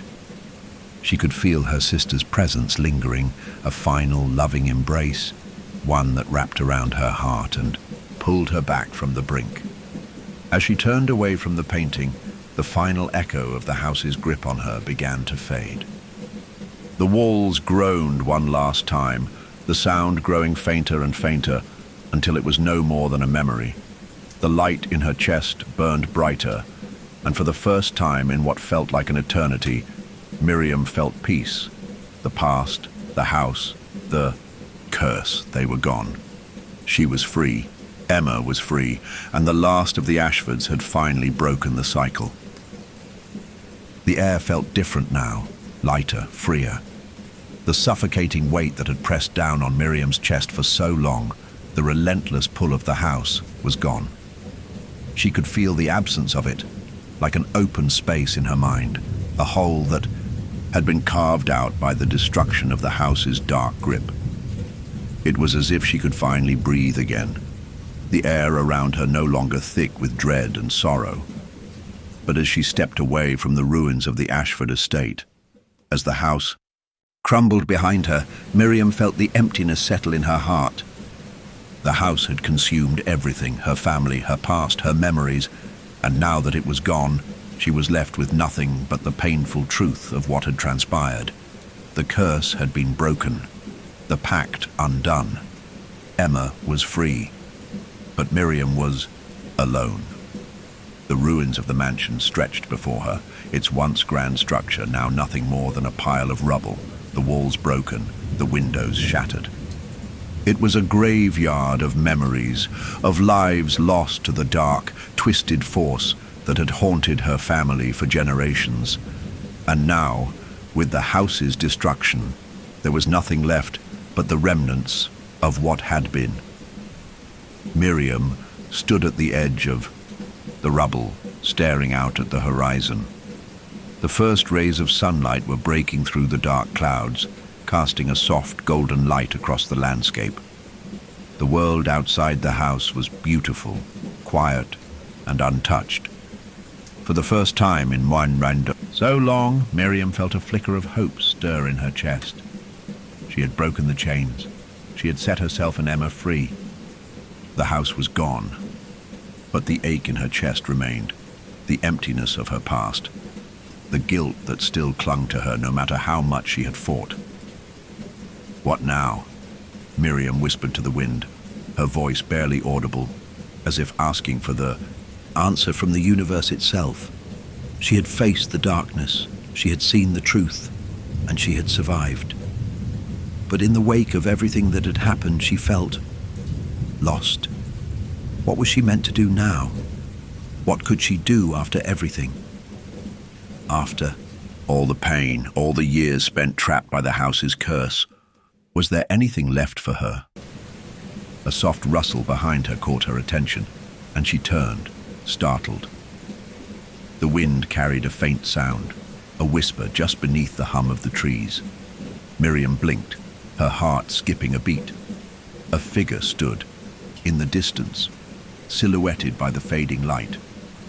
At first, she thought it might be another manifestation of the house, another twisted version of herself. But as the figure stepped closer, her heart filled with a strange, unfamiliar warmth. It was Elise. Miriam's breath caught in her throat. Elise was standing there, her expression uncertain but alive, real, and her eyes filled with concern. The same warmth Miriam had felt when Elise had first arrived at the house, back when everything had seemed normal, flickered between them. She had almost forgotten that someone in her life besides Emma had cared for her, had fought for her. Miriam. Elise's voice was hesitant but warm, full of that genuine concern that Miriam hadn't heard in so long. Are you okay?" Miriam's eyes filled with tears as she looked at her friend. No, more than that, her sister in spirit. Elise had always been there, even when the house had tried to take her. She had fought against the darkness, tried to pull Miriam out from the clutches of the curse, and though she had been terrified, she had never given up on her. Miriam took a step toward her, her feet heavy with the weight of her grief, but also with the lightness of release. The light inside her chest seemed to glow brighter as she walked toward Elise, as if it were the last tether, the last thread of connection to the world outside the house. She reached out, her fingers brushing Elise's arm, and as she did, she felt warmth flood her heart. "I thought I was alone," Miriam whispered, her voice shaky with the enormity of it all. "I thought I had lost everything. And then..." Elise's eyes softened as she took Miriam's hand, pulling her into an embrace. Miriam's body tensed for a moment, but then she relaxed into it, letting the warmth of her friend's presence wash over her. She hadn't realized how much she needed this simple act of comfort, of human connection. "You were never alone," Elise said, her voice gentle. "You were never meant to carry it all by yourself. I know you were haunted by the house, by the past. But I'm here. I'm not leaving you, Miriam. Not now. Not ever. Miriam's heart ached as she pulled back, looking into Elise's eyes, the depth of their bond finally settling in her chest. She had been so afraid. Afraid of what would happen after the house was gone. Afraid of what would become of her. But Elise's words, her presence, reminded Miriam that she wasn't alone anymore. She had a future. She had someone who cared. And maybe, just maybe, that was enough. The weight of the years of pain, of guilt, of loss, seemed to lift from Miriam's shoulders as she looked at the ruins of the Ashford estate one last time. It was gone. The house was gone, and with it, the curse had been broken. The final choice was hers. Miriam took a deep breath, feeling the wind wash over her, carrying with it the scent of the world beyond. The sun had fully risen now, casting a soft, golden glow over the landscape. It was a new day, a new beginning. Miriam, Elise said softly, breaking through her thoughts. You don't have to carry the weight of your family's past anymore. The house is gone. It can't hurt you now. Miriam nodded, her heart swelling with both sadness and hope. I know, she whispered. I know now. I have to let go. I can't live in the shadow of the past anymore. Together, they stood, on the edge of the ruin, the broken house behind them, the horizon before them. And for the first time in years, Miriam felt the possibility of something else. Something beyond the pain. A future. A life. She turned to Elise, and with a quiet, determined breath, she made the choice. It was time to leave. It was time to move. Forward. The sun was rising higher now, casting its light over the land, and with each step they took away from the house, Miriam knew she was finally free. The chains had been broken, the last vestiges of the past had faded, and now she could begin again together. Miriam stood beside Elise, staring out over the ruins of the Ashford estate. The once mighty mansion now little more than a crumbling skeleton of stone and memory. The sun had risen fully now, bathing the land in a soft golden light. The light felt warmer somehow, like a promise, a new beginning. Miriam took a deep breath, filling her lungs with the fresh, crisp air, free from the suffocating weight of the house's darkness. The house was gone, its grip on her broken, the curse lifted. And yet, despite the relief that flooded her heart, there was a lingering sadness, a heavy ache deep within her chest. She had spent so many years running from the past, from the shadow of the house, from the guilt of Emma's death, and the weight of her family's legacy. Now it was gone, and she was left to confront the future, the unknown, the uncertain. What happens now? Miriam asked softly, her voice almost lost in the breeze that swept over the land. She turned to Elise, searching her face for the answer to a question she hadn't quite been able to ask herself. What do we do now? Elise smiled gently, her eyes filled with the same warmth that had kept Miriam grounded in the darkest of times. Now, we live, she said simply, her voice filled with quiet strength. We start fresh. We take everything we've learned from all of this, and we move forward. Miriam nodded, though her heart was still heavy with the weight of her past. The last few days, the last few weeks, had been a blur of horrors and revelations. She had faced the darkest part of herself and emerged from it, but the scars would remain. She knew that. But Elise was right. She couldn't keep looking back. There was no more house to haunt her, no more memories to feed on her grief. There was only what lay ahead.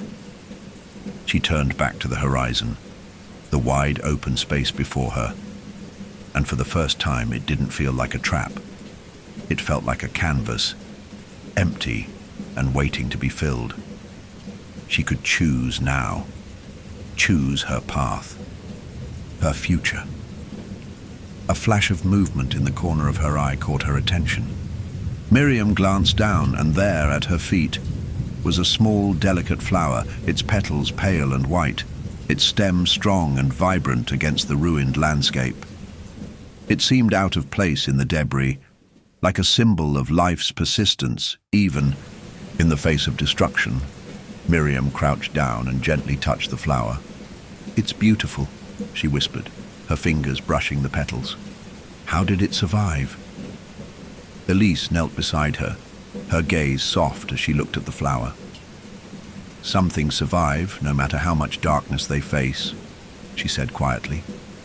"Some things just grow." Miriam smiled, feeling a warmth spread through her chest. In that simple moment she understood. The house had tried to break them, had tried to consume them both, but they had endured. Emma had endured. And now, so would she. Miriam stood up and turned back to Elise, her eyes bright. "Let's go," she said, her voice stronger than it had been in days. "We have our whole lives ahead of us. It's time to live them." Elise smiled warmly, nodding in agreement. Together. The two women turned away from the ruins, leaving behind the broken house, the shattered memories, and the curse that had haunted them for so long. The land stretched out before them, endless and waiting, the promise of a new day beckoning them forward. With each step, Miriam felt the weight of the past lifting, the darkness receding further and further into the distance. The road ahead was uncertain, and there would be challenges. There would be moments of fear, of doubt. But Miriam knew she wasn't alone. Not anymore. She had Elise. She had her memories, her love for Emma. And now she had a future to build. A future where the house could no longer reach them. A future where the light they had fought for would always shine. And as they walked, Miriam felt something she hadn't felt in years. Hope. It was fragile, but it was there, growing stronger with every step. She had broken free of the chains that had bound her, and now she was free to choose her path. Free to choose the life she wanted, not the one the house had forced on her. The landscape stretched out before them, vast and full of possibility. The golden light of the morning poured down, wrapping around them like a cloak. The air smelled fresh, the earth beneath their feet solid and real. The house, the curse, it was all behind them now. For the first time in her life, Miriam felt the weight of her choices in her hands, not the house's, not the past's, but her own. And as the road ahead unfolded, she knew that she had the power to create something new, something beautiful. "Let's find our new home," Miriam said softly, her voice full of resolve. "A place where we can live and truly be free." Together, they walked toward the horizon, toward whatever the future held. And in that moment, Miriam knew with certainty that whatever came next, she was ready. They had broken the chains. They had broken the curse. And now, they were free. The landscape stretched out before Miriam and Elise, an endless ribbon of possibility. The road before them was long, but the weight of their past had fallen away, leaving them unburdened and free.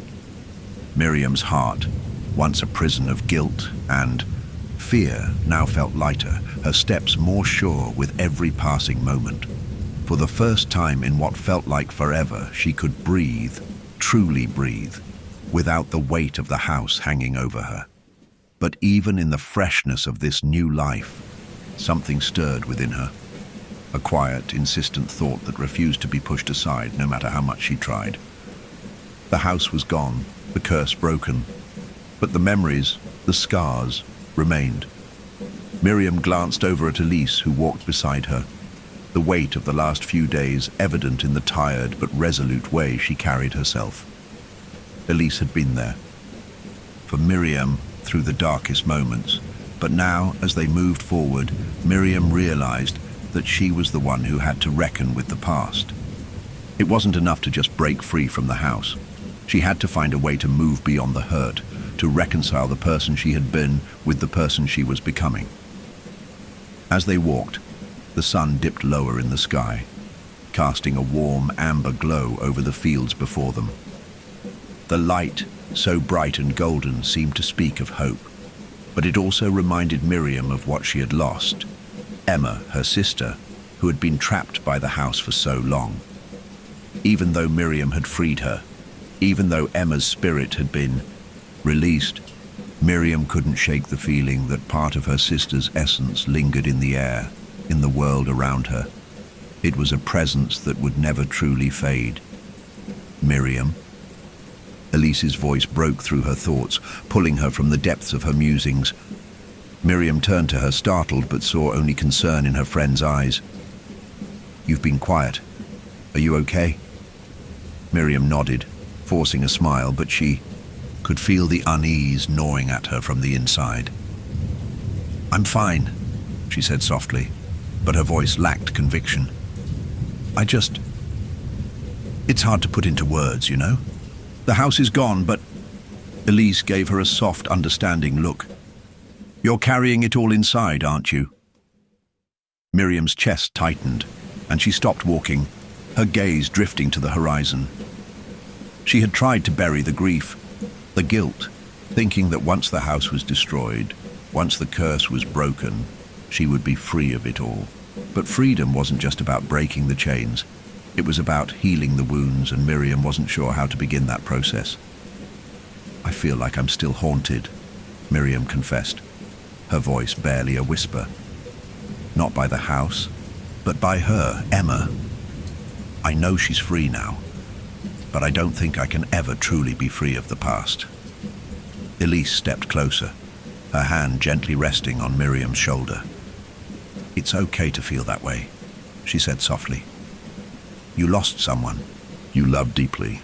The house may be gone, but grief isn't something that just disappears because we want it to. You don't have to run from it.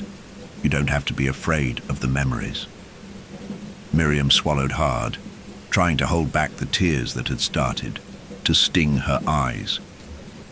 She had spent so much time running from everything that had hurt her. She had buried her grief so deeply that she hadn't realized how much it had shaped her. The house had made her think she could outrun her pain. But now, with the house gone, she had nowhere to hide from it. "Do you think I'll ever stop feeling this way?" Miriam asked, her voice trembling. Elise gave her a small, comforting smile. "I think that's something you'll have to decide for yourself. Healing isn't a straight line, Miriam. It's a journey. Some days will be easier than others.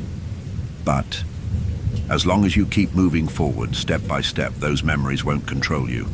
You're in charge now. Not the house. Not the past. You." Miriam nodded slowly, the weight of Elise's words settling in her chest like a balm. She had been so consumed by the idea of needing to forget, needing to escape, that she hadn't realized the truth. She couldn't erase the past, but she could carry it with her, find a way to move forward with it, honor it, and yet not be ruled by it. "I don't know if I'm ready," Miriam admitted, her voice small. "I don't know if I'll ever be ready to truly let go of her." Elise squeezed her shoulder gently. "You don't have to be ready yet. You don't have to have it all figured out right now. Just take it one step at a time. Whatever comes. Next, I'm here." Miriam looked at Elise, a small, tentative smile tugging at the corners of her mouth. She hadn't realized until now how much she had relied on Elise's presence. It wasn't just about surviving the darkness of the house together. It was about finding a way to live, really live, once it was all over. "I'm glad you're with me," Miriam whispered. Elise smiled in return, a quiet understanding passing between them. "I'll always be here." For the first time in days, Miriam felt a sense of peace settle over her. The weight of the house, of the curse, had been lifted, but now she had to face what had been left behind. She had to reconcile the person, She was now with the one she had been before. The memories of Emma, the grief, the guilt. It would always be there, in some form. But it didn't have to control her. It didn't have to consume her. And as she looked up at the sky, the soft, orange and pink hues of twilight stretching before her, she knew the road ahead wouldn't be easy.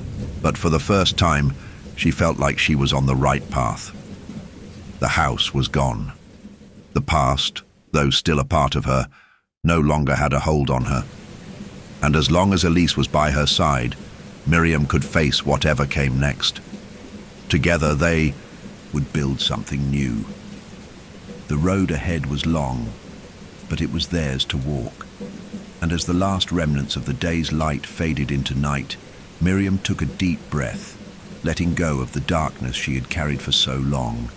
She was ready for the next step. The moon hung low in the sky, casting a pale silver light across the road ahead.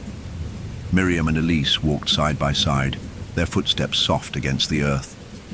The quiet of the night was a welcome contrast to the chaos that had once filled Miriam's life. There was a stillness, a peace that stretched beyond the horizon. And yet, even as they walked further from the Ashford estate, Miriam couldn't shake the feeling that something still lingered. Something from the past, something unseen. She glanced at Elise, who was walking with her head tilted slightly, as though lost in thought. Miriam had felt a profound sense of loss when the house had fallen behind them, the finality of it filling the air like a weight. But now, she understood something deeper, something that only came with the quiet aftermath of destruction. It wasn't just the house that had been destroyed. The memories, the countless fragments of her life, were still scattered, like shards of glass across the landscape of her mind. How would she ever piece herself back together after all of it? For the first time in what felt like ages, Miriam thought about the time before the house had consumed them all. The time when things had been simpler, when her family had been whole, and the world had felt bright with possibility. But the house, the curse, had taken that innocence from her, and now she had to learn how to live without it. The landscape around them was calm and untouched, the stars above them flickering like small promises in the vast expanse of the sky. Miriam inhaled deeply, the air clean and sharp with the scent of pine and earth, so different from the suffocating, musty air of the house. But beneath the peace of the night, beneath the fresh breeze, something stirred within her, a quiet murmur, an inkling of something yet to come. Do you ever wonder? Miriam's voice was barely above a whisper, as if she were hesitant to say it out loud. What happens to all the pieces of us that are left behind? After we've moved on from something? Elise turned to her, her eyes soft with understanding. She had seen the struggle in Miriam, felt it in her silences, heard it in the quiet moments between them. I think we carry those pieces with us, Elise said gently, her words deliberate. But we don't have to carry them the same way. We get to choose how we live with them. Miriam nodded slowly, but the unease didn't fade. She understood what Elise meant, but it felt impossible to truly choose how to carry all the pain, the loss, the scars. It wasn't just about the house anymore. It was about everything that had been lost. The years spent trapped in the grip of fear, of grief, and of an inevitable fate she couldn't escape. The road before them was long, but the journey wasn't just about distance. It was about learning to live again, to rebuild. Miriam didn't know if she was ready for that. Do you ever wonder if the past will always echo in our lives? Miriam asked, the question feeling heavier as it left her mouth. Like a shadow, that will always be there even if we leave it behind. Elise slowed her pace, considering the question carefully. Her steps became more deliberate, and her gaze shifted toward the sky, where the stars seemed to whisper quiet secrets. Maybe, Elise said, her voice soft, but shadows are just the absence of light. They can't exist without something that shines. She turned to Miriam, offering her a small but reassuring smile. "And you've got light in you now, Miriam, even if you don't feel it yet." Miriam paused for a moment, absorbing Elise's words before nodding. There was something comforting in them, something that softened the harsh edges of her grief. She couldn't deny that Elise was right. She felt the light inside her, the warmth of it, like a flicker of something new and hopeful that had come from the ashes of everything they had survived. It was still fragile, still uncertain, but it was there, and maybe that was enough. For the first time, Miriam found herself smiling, a small, tentative thing, but it felt real. "I think I'm starting to believe that," she said quietly. The two of them continued down the road, the quiet expanse of the night stretching before them. It was a world that felt full of possibility, yet Miriam still couldn't shake the feeling that the journey ahead would be long and winding. She wasn't sure where it would take her, but for the first time she knew she didn't have to do it alone. As the night deepened, the soft murmur of the forest around them became more pronounced. The wind rustled the trees. The distant sound of a stream whispering its way through the valley reached their ears.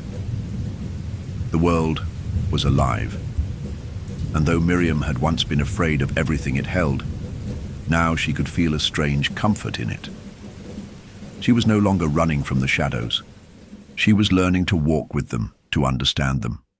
"You know," Miriam said after a long silence, "I think I finally understand something."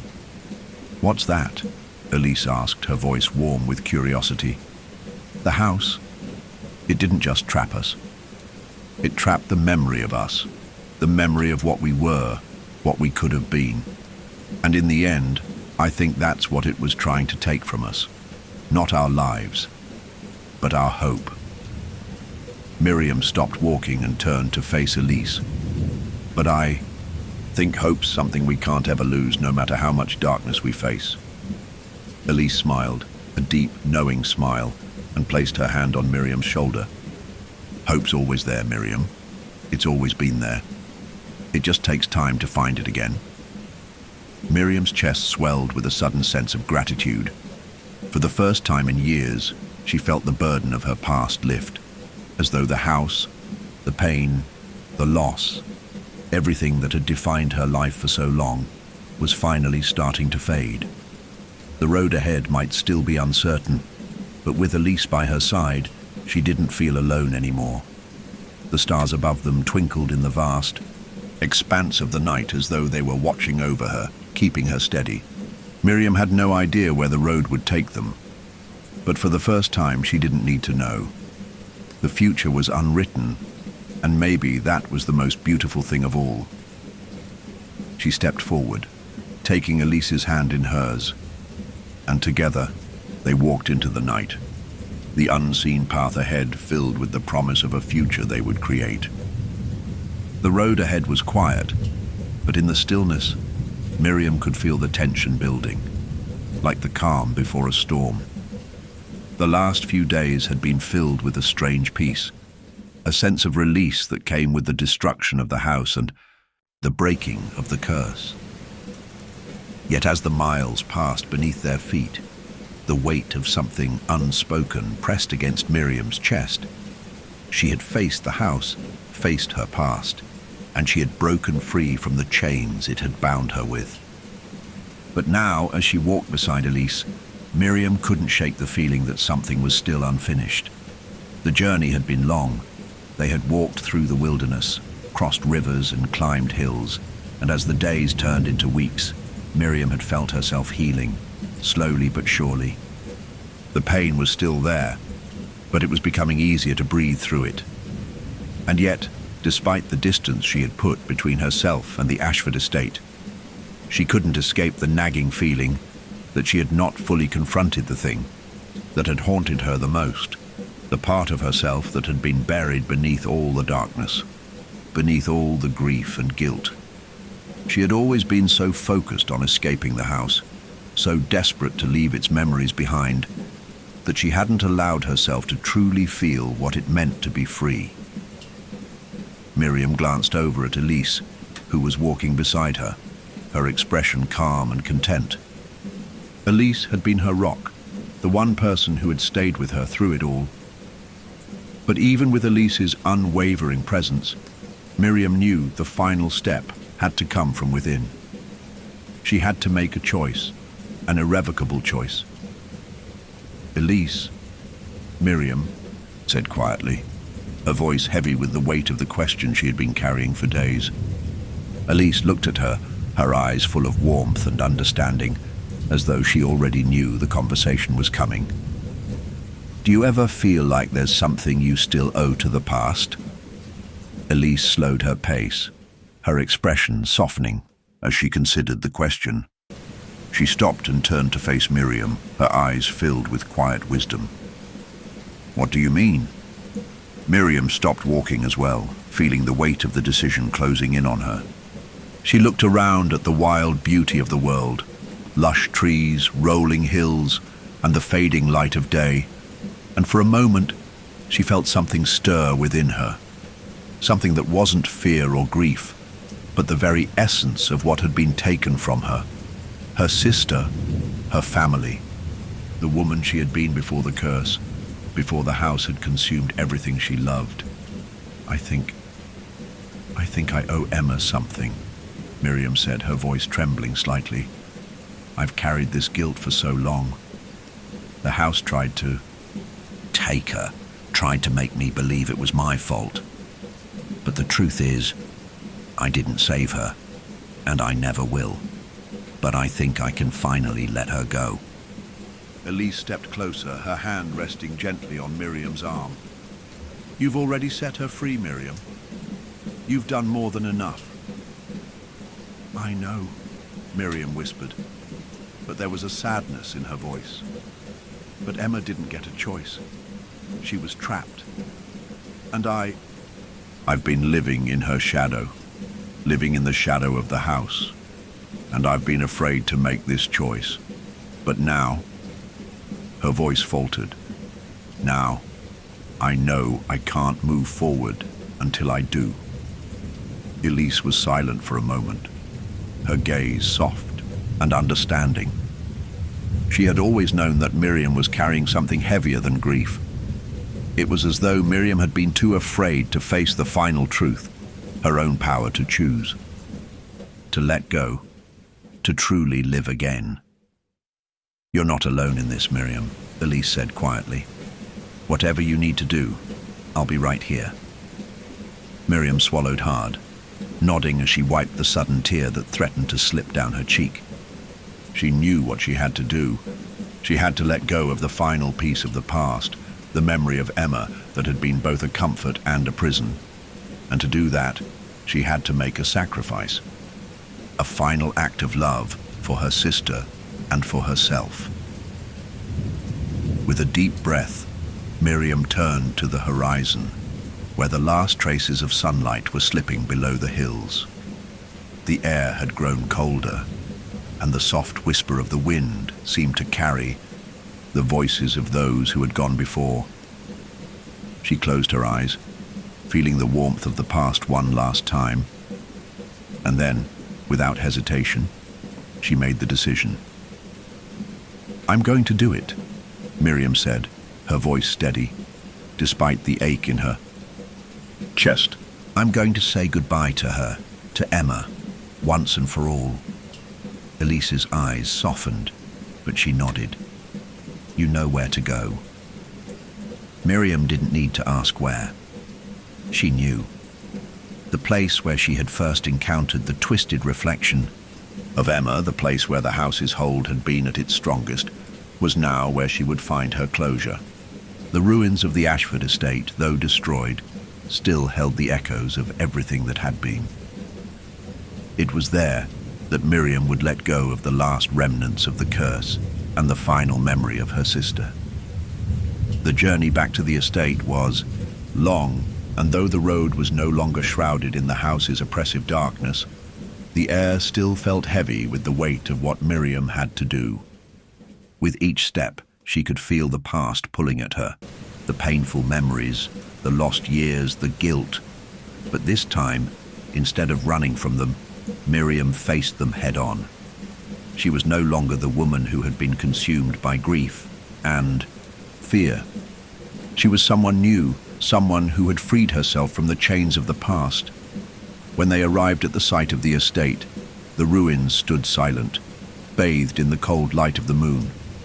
The house's dark power was gone, but the echoes of what had happened remained in the air, clinging to the walls, the broken stone, the earth beneath her feet. Miriam stood at the edge of the ruins, her hands trembling as she gazed at the spot where she had once felt Emma's presence so strongly. "I'm ready," she whispered.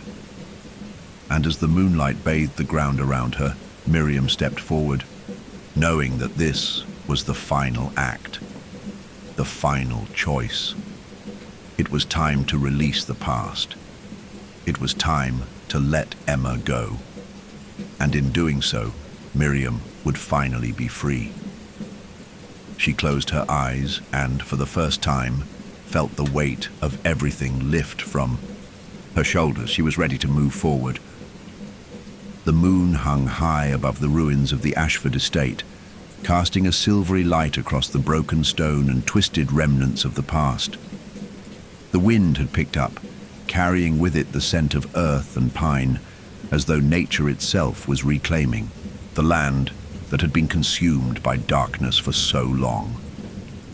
Miriam stood at the edge of the ruins, the weight of the moment pressing down on her shoulders, yet she felt lighter than she had in years. This was it, the final step. The moment she had been dreading, yet somehow knew had to come. She turned to Elise, who stood beside her, her eyes filled with quiet understanding. Elise had walked this path with her, through every shadow, every tear, every moment of doubt.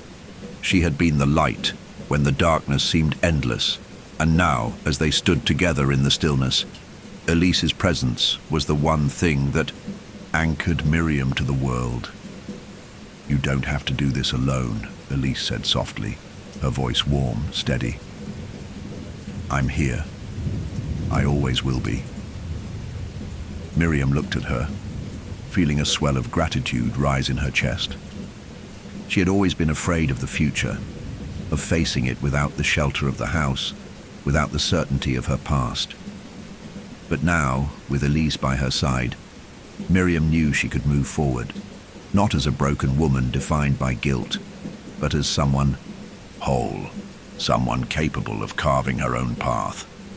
"Thank you," Miriam whispered, her voice filled with emotion. "For everything." Elise smiled, the depth of their bond reflected in her gaze. "You're stronger than you know, don't forget that." Miriam nodded, her eyes turning back to the ruins. The wind picked up again, swirling around her as if urging her forward. She knew what had to be done. She had carried the memories of Emma, of the house, of the curse with her for so long, and now it was time to release them, to let go. With a deep breath, Miriam stepped forward, her feet crunching softly against the gravel and debris beneath her. She moved slowly, deliberately, feeling the weight of her past with each step. Yet the closer she came to the heart of the ruins, the lighter her heart became. It was as though the very earth was welcoming her, ready to let go of the pain, the darkness that had been buried here for so long. Miriam reached the center of the ruins, the place where it had all started, the place where she had first seen the twisted reflection of her sister, the place where the house had made its final claim. She stopped, standing in the remnants of the shattered stone, and closed her eyes. She could still feel Emma. The memory of her sister lingered in the air, in the stillness of the night. The love, the loss, the guilt. The house had tried to make her believe that she was the cause of Emma's pain, that she was the one who had failed. But now, standing here, Miriam understood the truth. Emma had never wanted her to carry that burden. Emma had never wanted her to suffer alone. "I'm sorry," Miriam whispered into the night. "I couldn't save you, but I never stopped loving you." For a moment, the wind stilled. The night was quiet, And then, as if in response, a faint light appeared in the distance, just beyond the crumbled ruins of the estate. It wasn't bright or blinding, but it was soft, like the first rays of dawn breaking through the dark horizon. Miriam's breath caught in her throat, her heart pounding. She didn't know why, but something told her that this was Emma, her sister's spirit, her essence, the memory of her love, finally free. Miriam felt her chest swell, the ache of grief mixing with something else, something lighter, something like peace. And then just as suddenly the light faded, vanishing into the night. But Miriam knew that Emma was gone now, truly gone. Not as a ghost, not as a lingering memory to haunt her, but as a part of her past, released free, no longer bound by the house. Tears blurred Miriam's vision as she stood in the quiet, the remnants of the past slipping away. She could feel it now, the absence of the curse, the absence of the house's dark hold on her. The weight that had pressed down on her for so long had finally lifted, and she was free. She wasn't bound by the past anymore. She had freed herself. Miriam took a deep breath, steadying herself. She looked around the ruins one last time, her gaze lingering on the fragments of the house that had defined so much of her life. And with that final glance, she understood something fundamental. The house had never truly held power over her. It had only appeared to. What had held her captive all this time had been her own fears, her own unresolved grief. And now, those chains were gone. Goodbye, Miriam whispered softly, her voice carrying through the air, as if speaking to the house, to Emma, to the memories. Goodbye. With those final words, she turned away. Elise was waiting for her, standing at the edge of the ruins, her expression filled with quiet anticipation. Miriam smiled, the weight of the moment finally sinking in. She was ready. Let's go, Miriam said softly, her voice steady, her heart light. Together, they walked away from the ruins. The road ahead was still uncertain, still filled with the unknown. But for the first time, Miriam didn't feel afraid. The past was behind her, and though the future was unwritten, she knew she had the strength to face it. The sun had begun to rise, its warm light spilling over the horizon, casting a soft glow on the world before them. The air was filled with the promise of something new, something brighter. Miriam didn't know what lay ahead, but as the first rays of the morning kissed her face, she realized that she didn't need to know. She was free. Emma was free.